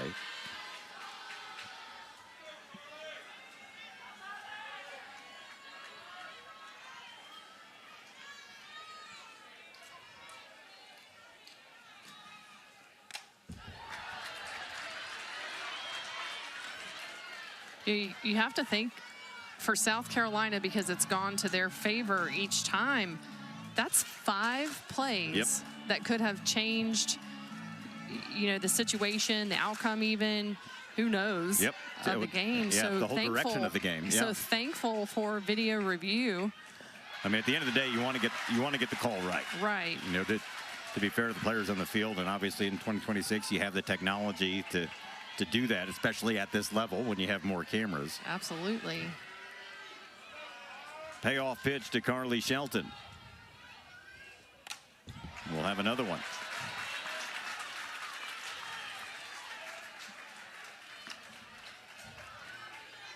Peters has thrown 89 pitches today. She threw 87 in Friday night's loss to the Gamecocks here. Hey, you can't hide. Cameras everywhere here.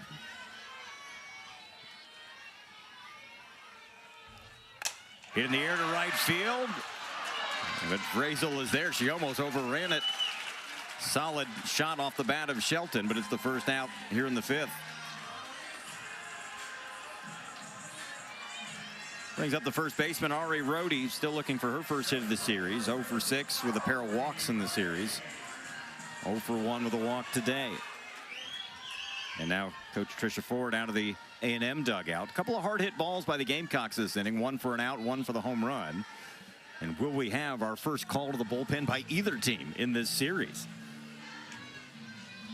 Folks in the bullpen have been kind of bored out there. Yeah.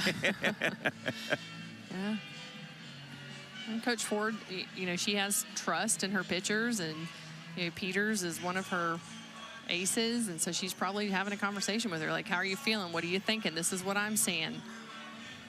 If you want to stay in the game, you need to. Yeah.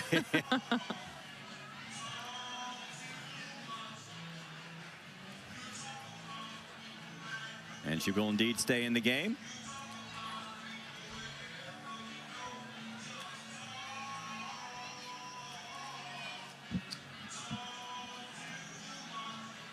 Ari Rhodey will bat.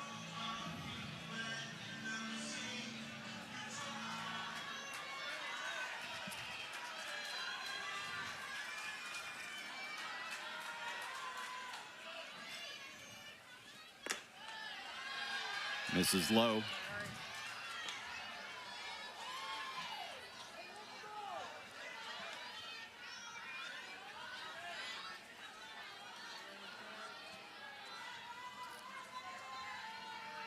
Peters back to work.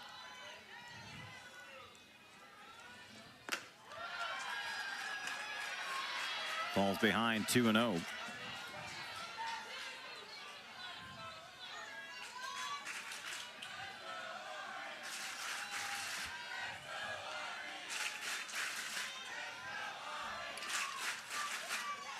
Now time is Kowalewski and Peters try to get together.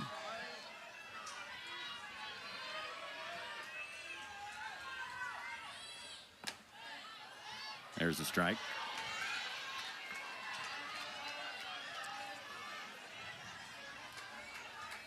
Rhodey, former state champion hockey player in Rhode Island.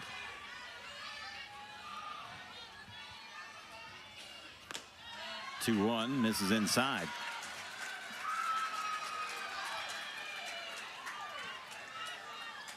Good with the bat, good with the glove. A Rawlings Gold Glove Award winner last year for the Gamecocks. And usually has a really nice eye. Last at bat she walked, and this one doesn't walk here. Thought yet. she did. Not yet. She thought it was high, but full count here again.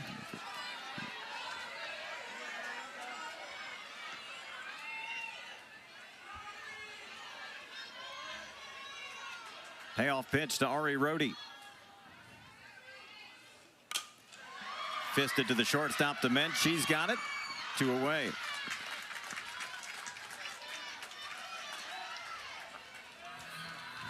Two outs, bases empty for the right fielder, Jamie McKay. Looking for her first hit of the series as well. She's 0 for 8, 0 for 2 today. A pop up to second and a ground out to second. Last time swung at the first pitch with the bases loaded on that ground out. Doesn't swing here, but takes a strike on the inner third. When I'm really liking this comeback by Peters after starting the inning with the home run to tie the game. She's done a really nice job of locking in. Went full count, yeah, but she won the battle. And that's what it's about. It's you're going to give up some hits. You're going to give up runs. How do you respond? That one hammered into the A&M bullpen, and it's quickly 0-2 on Jamie McKay.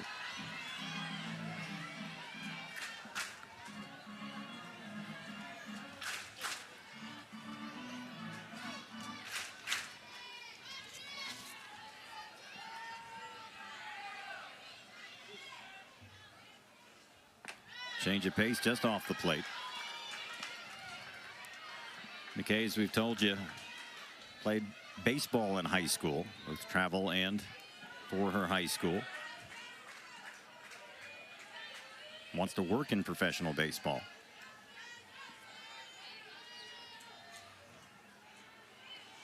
One-two, swing and a miss, strike three. Second strikeout of the day for Sydney Peters.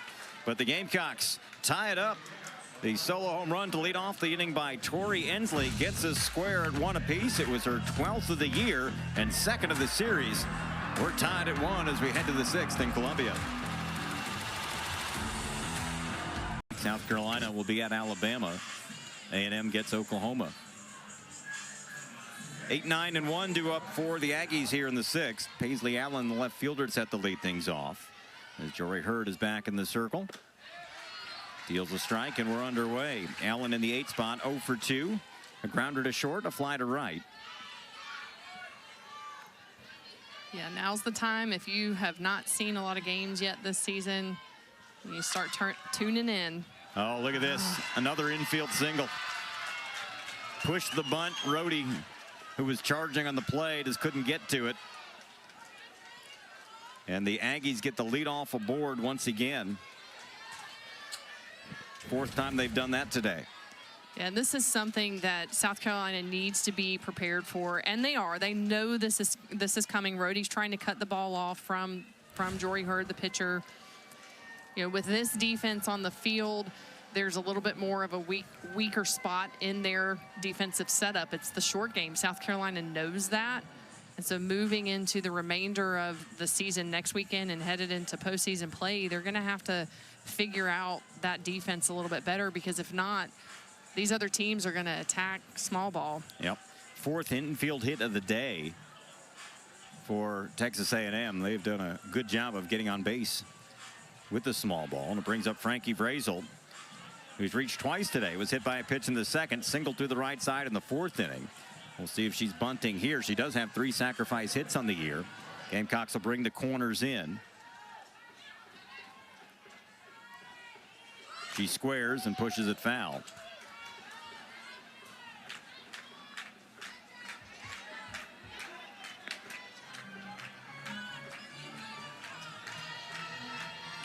Aggies looking to put the pressure on the defense again here. Squares again, misses outside. When you knew a batter was bunting, did you have a preferred pitch? Yeah, and I think it speaks to what is the pitcher's strongest pitch. So for me, it was going to be a rise ball because I had really good spin on it. That was bunted foul. I had tight spin on it, so it was more likely going to be popped up. By the way, that last play was not a hit. It was an error on Rhodey since she bobbled it. First error of the day for South Carolina.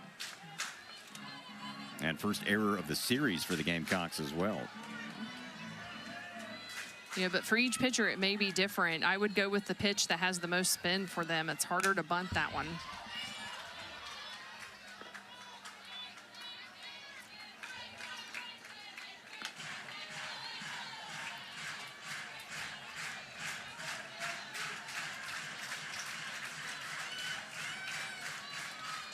Another 1-2 pitch to Frankie Vrazel. This is low. Good job of Vrazel to lay off. Yeah, that was a sneaky little pitch. I like that call. Vrazel didn't bite though. Vrazel has been pesky. I think I've mentioned this before. She's been tough for South Carolina pitchers. Spoils another one. These are the hitters to me as a pitcher, even as a pitching coach. These are the ones that are the hardest to pitch to. I mean, you feel like you throw them everything. The contact hitters. Yes, and they're just putting something on it. Swing and a miss. Strike 3 came in on the hands, and a big strikeout for Jory Hurd. It's her 5th of the game. Yeah, I like this location. Hurd did a good job. Like we said, she mixed everything. She went up, she went out, she went off speed, and then sneaks that one by. Good location there. Going to get a visit, and we might have our first pitching change of the weekend for either team, with 1 out here in the 6th inning and a runner at first. It looks like the Gamecocks have made the call to the bullpen. Haven't had to do this all weekend long. First pitching change. And we will tell you about it when we come back. In the circle for the Gamecocks. Yeah, I really like this move here. She's going to start for the 4th time through the lineup. Friedel yesterday had a career high, matching 9 strikeouts. She has a really tight rise ball, good changeup. Just going to be a little bit different look. Yeah, had her best performance in SEC play all season yesterday, as Megan mentioned. Tied her season high with 9 strikeouts. Went the distance in a 2-1 loss yesterday. 7 innings, allowed 2 runs on 6 hits, just 2 walks.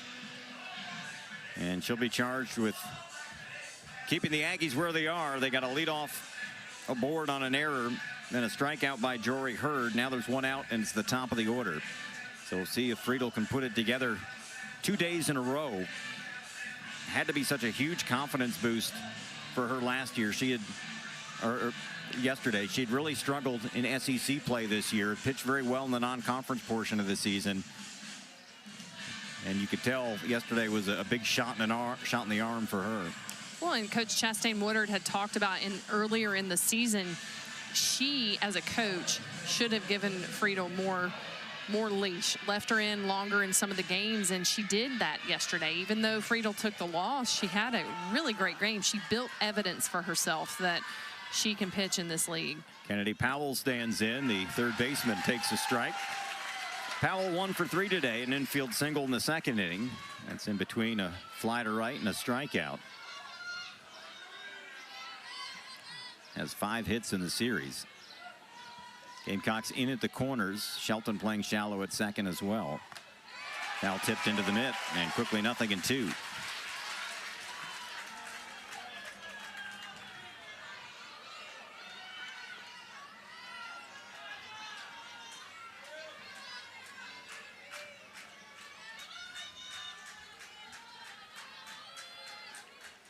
Oh, 2 fouled off. We'll have another.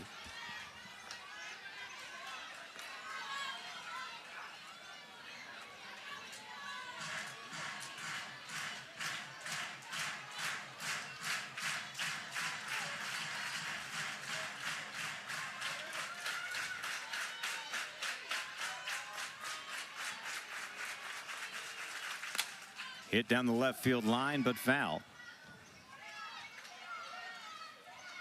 Key for Friedel yesterday as she was consistently hitting her spots to the left-handed hitters. It was really in on the hands, hitting the top corner of the plate, but nothing else. Yeah, she was getting that call. Both pitchers were getting the call where, you know, that pitch either side of the plate, it was just catching the front corner, and then, you know, the catcher would catch it, and it looks like it was off the plate, but it wasn't. It was catching the front. I don't know that they're getting that call. Gets a swing and a miss here. Second time Powell has gone down swinging. Obviously the first strikeout for Friedel, and a big second out here in the 6th. Well, and see, and this is why I think Friedel is so effective, is I think her rise ball jumps more than Jory Hurd's. Hurd's got some other things. She's got speed. She's got, you know, the intensity. Now she has a good changeup. And Friedel's going to bring in this true rise ball that's got a lot of dance on it. Kelsey Mathis, the center fielder, stands in. 0 for 3, reached on a fielder's choice last time in the 4th inning. Also a strikeout and a liner back to the pitcher. Runner is going, throw down to second, and she is out. Lexi Winters with a good tag by Carly Shelton, and the Gamecocks are out of the inning. Unless there's an appeal here, we'll wait and see. They get the leadoff aboard. Allen, who has 5 stolen bases, tried to swipe here, and we might get our first challenge.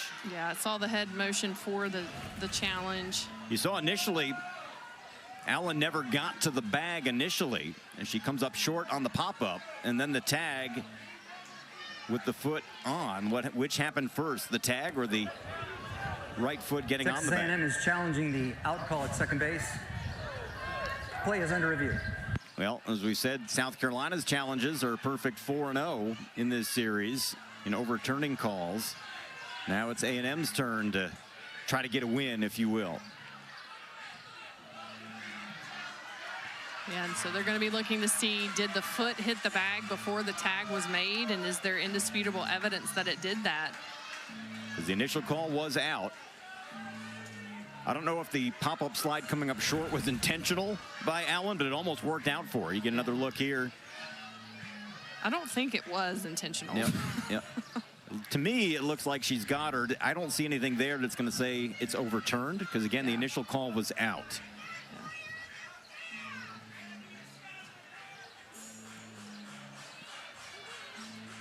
So we'll wait and see what the folks in the booth say. After review, the call on the field is confirmed. The runner is out. There you go.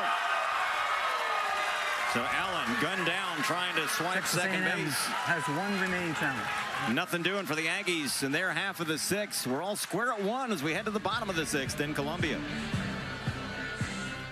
6th inning of Game 3 as senior Taylor Pinnell checks in the circle for Texas A&M. Yeah, I think Pinnell, I would expect to see a lot of down in the zone, off speed. She's going to hit that mid to low 60s, so this is going to be quite a bit of a change from Peters, who was more up in the zone, high 60s.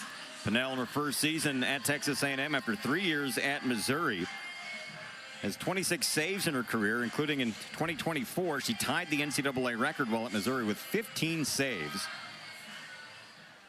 She'll try to keep the Gamecocks where they are as we're tied at 1 apiece here in the 6th. 6, 7, and 8 do it for the Gamecocks. Freshman DP Kai Byers set to lead things off. 1 for 2 with a single up the middle in her last trip. Also lined out to third. First pitch from the lefty in there for a strike, and we're underway. Yeah, first pitch, left-handed pitcher, and it's a changeup. It's a lot of difference. Yeah, a whole lot of change. Outside. She replaces Sydney Peters, who pitched very well again. 5 innings, 1 run, 6 hits, 2 strikeouts, 1 walk, 1 hit batter.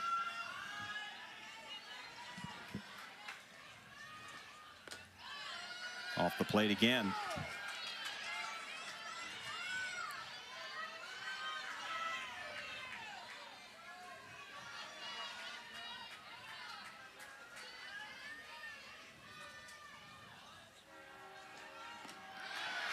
This is low. Gamecocks have had the leadoff aboard every inning except the second. And still just 1 run to show for it. And that was the home run to lead off last inning by Tori Ensley. Which, again, we go back to all of the runs that South Carolina has scored have come from home runs. Yep. And they'll get the leadoff aboard here to start the 6th. Well, a couple innings ago, we were in this exact same spot when Byers had a leadoff single. And they asked Natalie Heath to bunt, and she popped up the bunt and was caught by the catcher.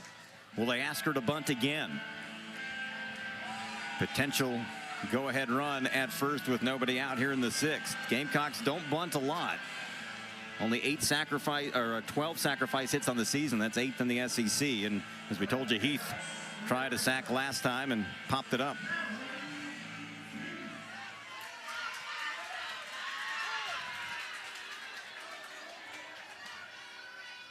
Not squaring.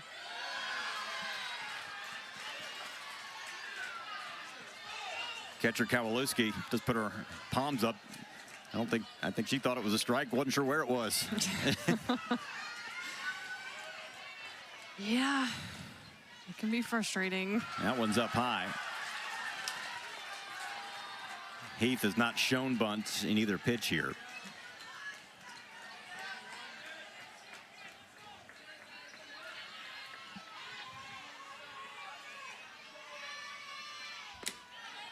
There's a strike.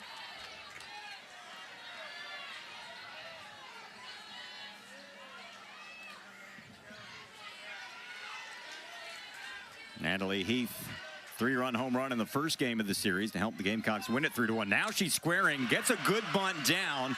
Pennell throws to first, but job executed that time by Natalie Heath to get the go-ahead run in scoring position, her first sacrifice of the season. Well, and what a good comeback by Heath. Didn't get the job done when they needed it last time, and then does it this time. So go-ahead run at second with 1 out for Lexi Winters, the Carolina catcher. 0 for 2 today, reached in her last trip on a fielder's choice. Also grounded out to third to end the 2nd inning.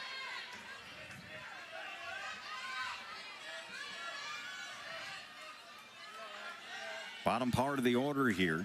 Winters hitting in the 8th spot. Checked her swing, and she went around.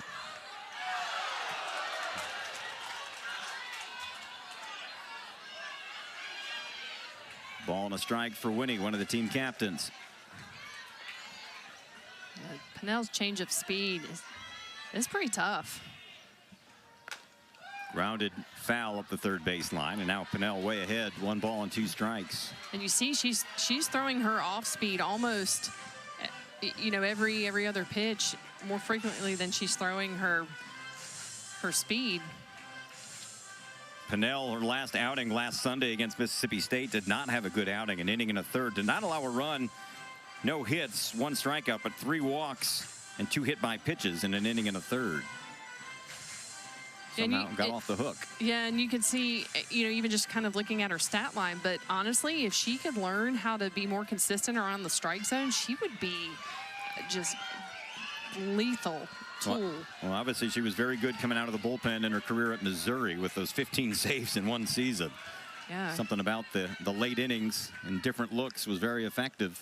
Yeah, and that's what I'm saying. Coming behind the Sydneys that A&M has, both of them, and then throwing Pennell in, it's a good idea. This hit in the air to right field and caught by the right fielder, Brazel.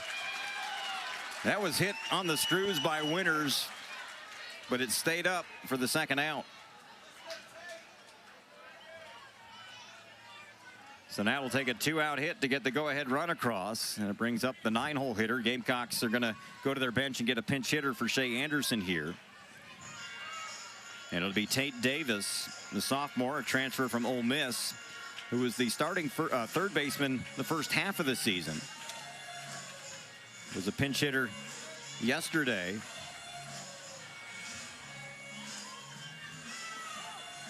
And was hit by a pitch in her lone plate appearance.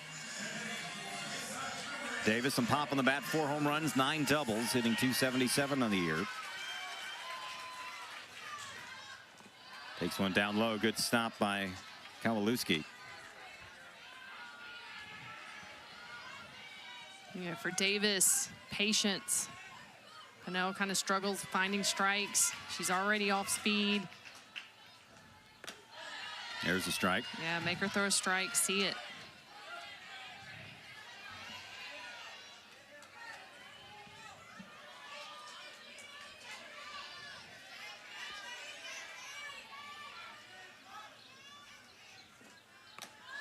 Same pitch, same result.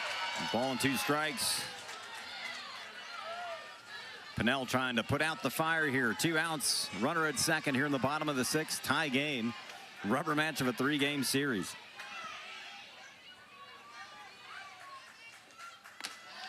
Too high.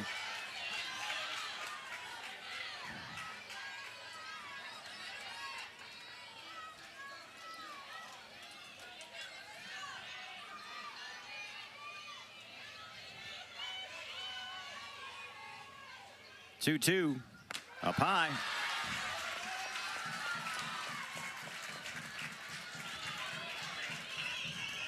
Big spot in the game here.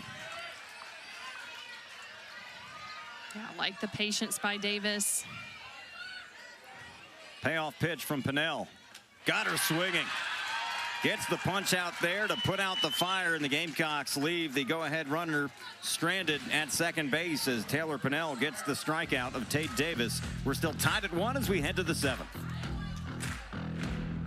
Field. To the 7th inning, tied at 1 between the Gamecocks and the Aggies. Here in the rubber match of this 3-game series. 2, 3, and 4 due up for Texas A&M against Emma Friedel, who came in last inning. Got the final 2 outs, or actually got the final out, and then the second out on a caught stealing.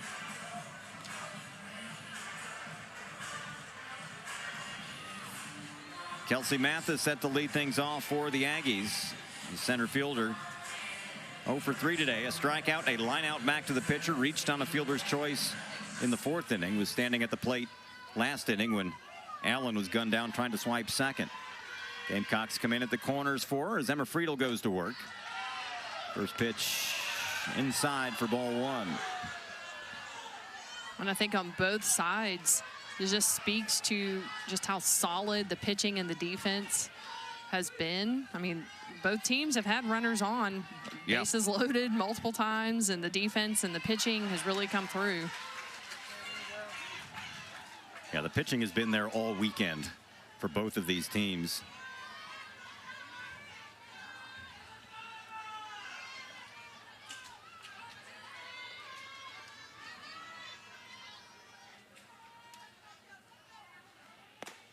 Too far in.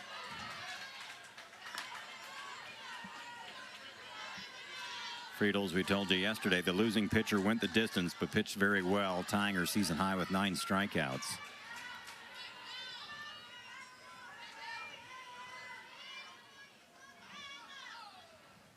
Grounded off the glove of Heath, finds it, makes the play. Wow, I think that hit her in the chin as well. Way to stay with it, Natalie Heath. I'm only laughing because the look on her face was a hard hit ball. Yeah, it gets on you quick there, doesn't it? It does. That's why they call it the hot corner. And she just kind of was like, oh, there it is. Boop. Well, especially when you're playing softball depth at third like she was, where you're not just playing you know, back. But you're not just playing 60 feet. She's playing about 45 feet from the hitter, and that gets on you. Yeah, it did. It popped her in the face. Might have a little fat lip going here, but hopefully all the chiclets are still in there. I'm really kind of surprised she's not wearing a mouth guard. You start to see some players over there wearing, you know, just the ones that you put in your mouth. Athletic trainer over there to make sure she's all right. That'll rattle some fillings. That'll be a story to tell. Remember when I got popped in the face? Of course, when you played and pitched, you had a lot of comebackers at you, but they didn't even have the masks back then, did they? No. No. Yep. Well, here we go. Maya Perez at the plate now. 1 out, bases empty. Perez has reached 3 times today without a hit. Been hit by a pitch twice and walked intentionally. The second time she was hit in the second inning, it was with the bases loaded to drive in the Aggies' lone run. 17 home runs, 50 runs batted in on the season for Perez, who has now reached in 52 consecutive games, and they are going to intentionally walk her again with 1 out and let somebody else beat you. Right, it's been the name of the game for Perez pretty much this entire series. You know, and when you have hitters like this, I was never this hitter. But I can only imagine you're constantly either getting walked, getting hit, or not seeing good pitches. And so it can become frustrating. And so for Perez to just be patient, stay ready, because at some point somebody will pitch to her and they'll make a mistake. They'll give her that good pitch to hit. And you've got to just still approach it. Even in this situation, you can see she's waiting for Friedel to make a mistake and bring one over the plate. Yeah, and I don't think in the other intentional walk or the other 2 hit by pitches, they have not pinch run for her yet, so they can get some wheels out of the dugout, I believe, to put on first base for her with the potential go-ahead run with just 1 out, and that's what the Aggies are going to do here. Going to be Haley Golden, a junior from Pearland, Texas, who was in as a pinch runner yesterday as well.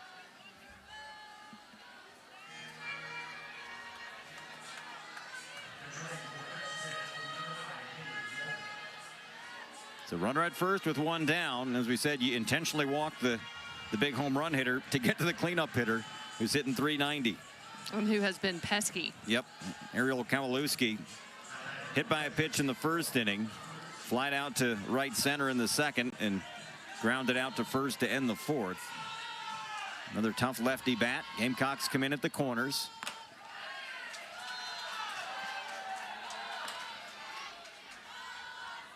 Kowalewski's another one that really crowds the plate. We saw that in the first inning when she was hit by a pitch, when it appeared to us anyway that the elbow was out over the plate. Yes, you've got to finesse on that inside corner, which is, you know, where they keep pitching her. So it's got to be the scout that they have. They see a weakness on that inside corner. I remember in the second inning, they initially said she was hit by a pitch a second time. Then they reviewed it and said, no, she actually wasn't. Had to come back and swing the bat. Sends that one to left field. Quincy Lelio was playing deep and snares it for out number 2. So now 2 outs in the Aggies' 7th. And it brings up the shortstop, KK DeMint. Walked in the first, had an infield single to lead off the third, popped to second.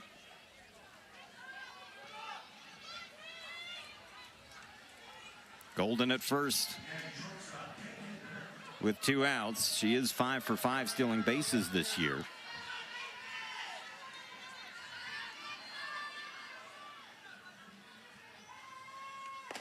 Pitch inside. Remember, the Aggies tried to swipe second last inning, but Allen was gunned down.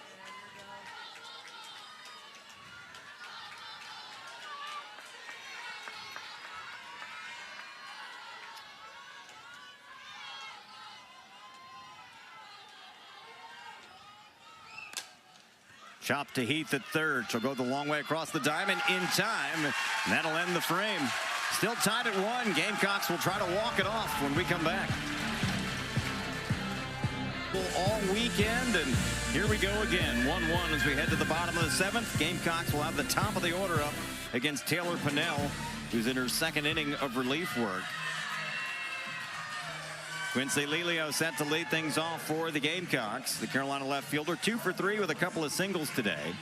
Flied out to center in her last trip. This will be the first time Lelio has faced Pinnell. Pinnell, the Missouri transfer, the lefty.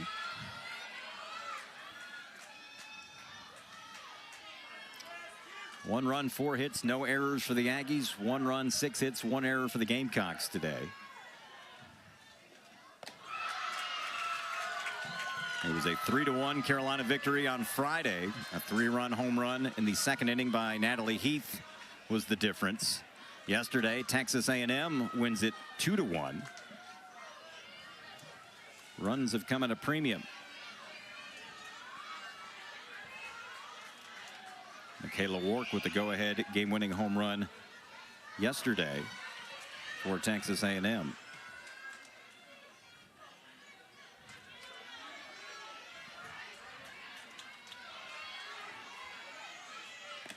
To Lelio down low.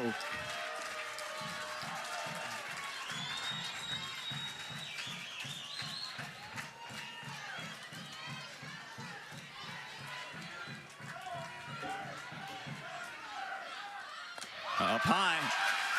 Lelio coaxes a walk to lead off the 7th. Second walk allowed by Pinnell, and the Gamecocks have the potential winning run at first here to lead off the 7th. And brings up Tori Ensley, who accounted for the Gamecocks' lone run today with a home run to center field. It was her second home run in as many days. But you got to feel like, I don't know if she's gonna get a chance to swing for the fences here. But she has been your best hitter in this series. And even on her outs, she has been making solid contact. Looks like we're going to have a pitching change. Yep, that's going to be it for Pinnell. And we'll tell you about the new pitcher when we come back. A situation here in the bottom of the 7th. Gamecocks here in the 7th. Third pitcher of the day for Texas A&M, making her first appearance of this series. You see her numbers on the season has been pretty good. Sparks, last outing last Sunday against Mississippi State, got roughed up a little bit though. 2/3 of an inning, gave up 6 earned runs on 4 hits. Played her first 2 years at Ole Miss. In her second season at Texas A&M was 8-1 a year ago for the Aggies. Yeah, I think, again, just looking to stay down in the zone and to throw strikes. I think Pinnell could have been good, but she just wasn't able to find the zone. Her pitches were getting kind of wild there. Yeah, can't close the book on Taylor Pinnell yet, as the leadoff runner who walked, Quincy Lelio, at first would be charged to her. Pinnell through 1+ innings. No runs yet, no hits, 1 strikeout, 2 walks. And now Grace Sparks will try to send it to extras. Tori Ensley at the plate, as we told you. She's been the Gamecocks' hottest hitter in this series. 4 for 8 with 2 home runs, including one today that tied the game in the 5th inning. What do you do with her here? I don't know. You kind of have to think, is Sparks going to be a big enough change and you pitch to her, which it looks like they are. Fastball misses in. Ensley, by the way, does have 1 sacrifice hit on the year. Was clearly not squaring there. Leading the Gamecocks with 12 home runs. Potential winning run at first base.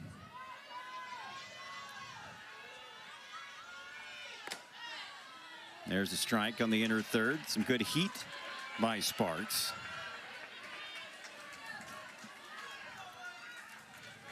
For A&M, they really need their defense to step up. No outs.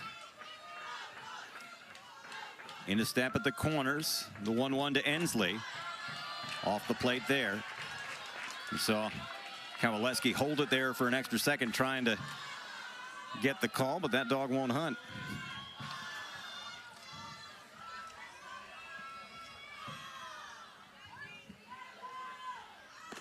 Down low.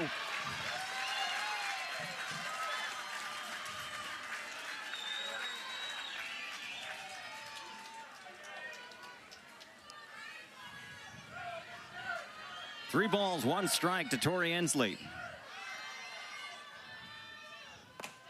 Down low, she walked her.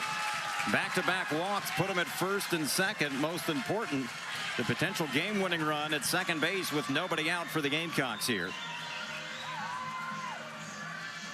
And it brings up Carly Shelton, the second baseman. Shelton has also been making solid contact. So for South Carolina, this is exactly where they want to be in their lineup. Yep, nobody out for Shelton, who's 2 for 3 today. A couple of singles in the first and third inning. Fly to right in the fifth inning.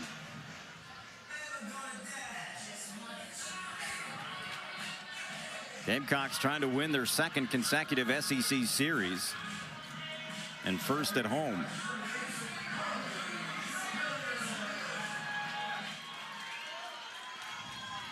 So here we go.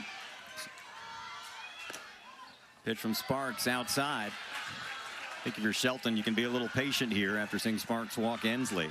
Absolutely. Make Sparks throw a strike, make her work, puts more pressure on her. She's having a hard time finding the zone. Fastball down the middle.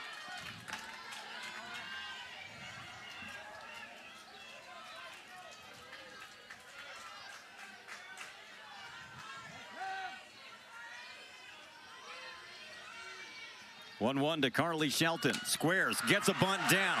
Sparks only play to first. It goes off the runner. Lelio around third. She will score, and the Gamecocks walk it off. South Carolina takes 2 out of 3 from Texas A&M, their second straight SEC series win. Yeah, that's definitely not what you would expect. Looks like we may have a review on the play.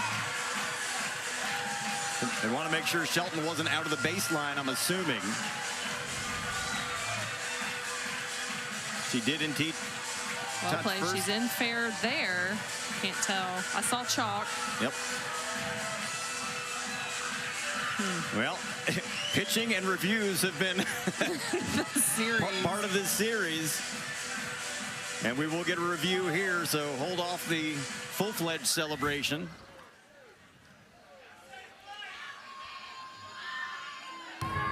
The ruling on the field was there was no batter runner lane interference. Texas A&M is challenging that ruling. Well, you absolutely have to anyway, right? Otherwise the game's over, so I don't blame you for trying. When I saw it live, that never crossed my mind, but we'll see. This is why you have the challenges and you use them. And for as many as we've seen overturned, I mean. How about that, though? The Shelton bunting with nobody out to try to get 2 into scoring position. Since there was nobody out, and throw goes into the runner and allows Lelio to come around to score.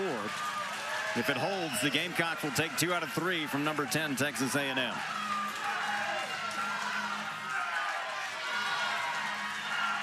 I think both teams know what the call is going to be as they're both out of their dugouts lining up for a handshake. After review, there is no runner's violation. Safe at first. Gamecocks win. They take 2 out of 3 from number 10, Texas A&M. Big momentum boost for South Carolina. And a wild finish, but you got to love the pitching from both teams this weekend. Yeah, both teams did fantastic defensively in the circle, all the things. It was just one of these situations where South Carolina is starting to play their best. They're starting to fight for it, and, you know, they managed to pull this one out. Well, our last time working together this year. Can't wait to do it again next year. Yes. All right, that's going to do it from Columbia for our producer, Jessica Hinkle, for Dr. Megan Matthews Bunting. On Brad Muller saying so long from Columbia.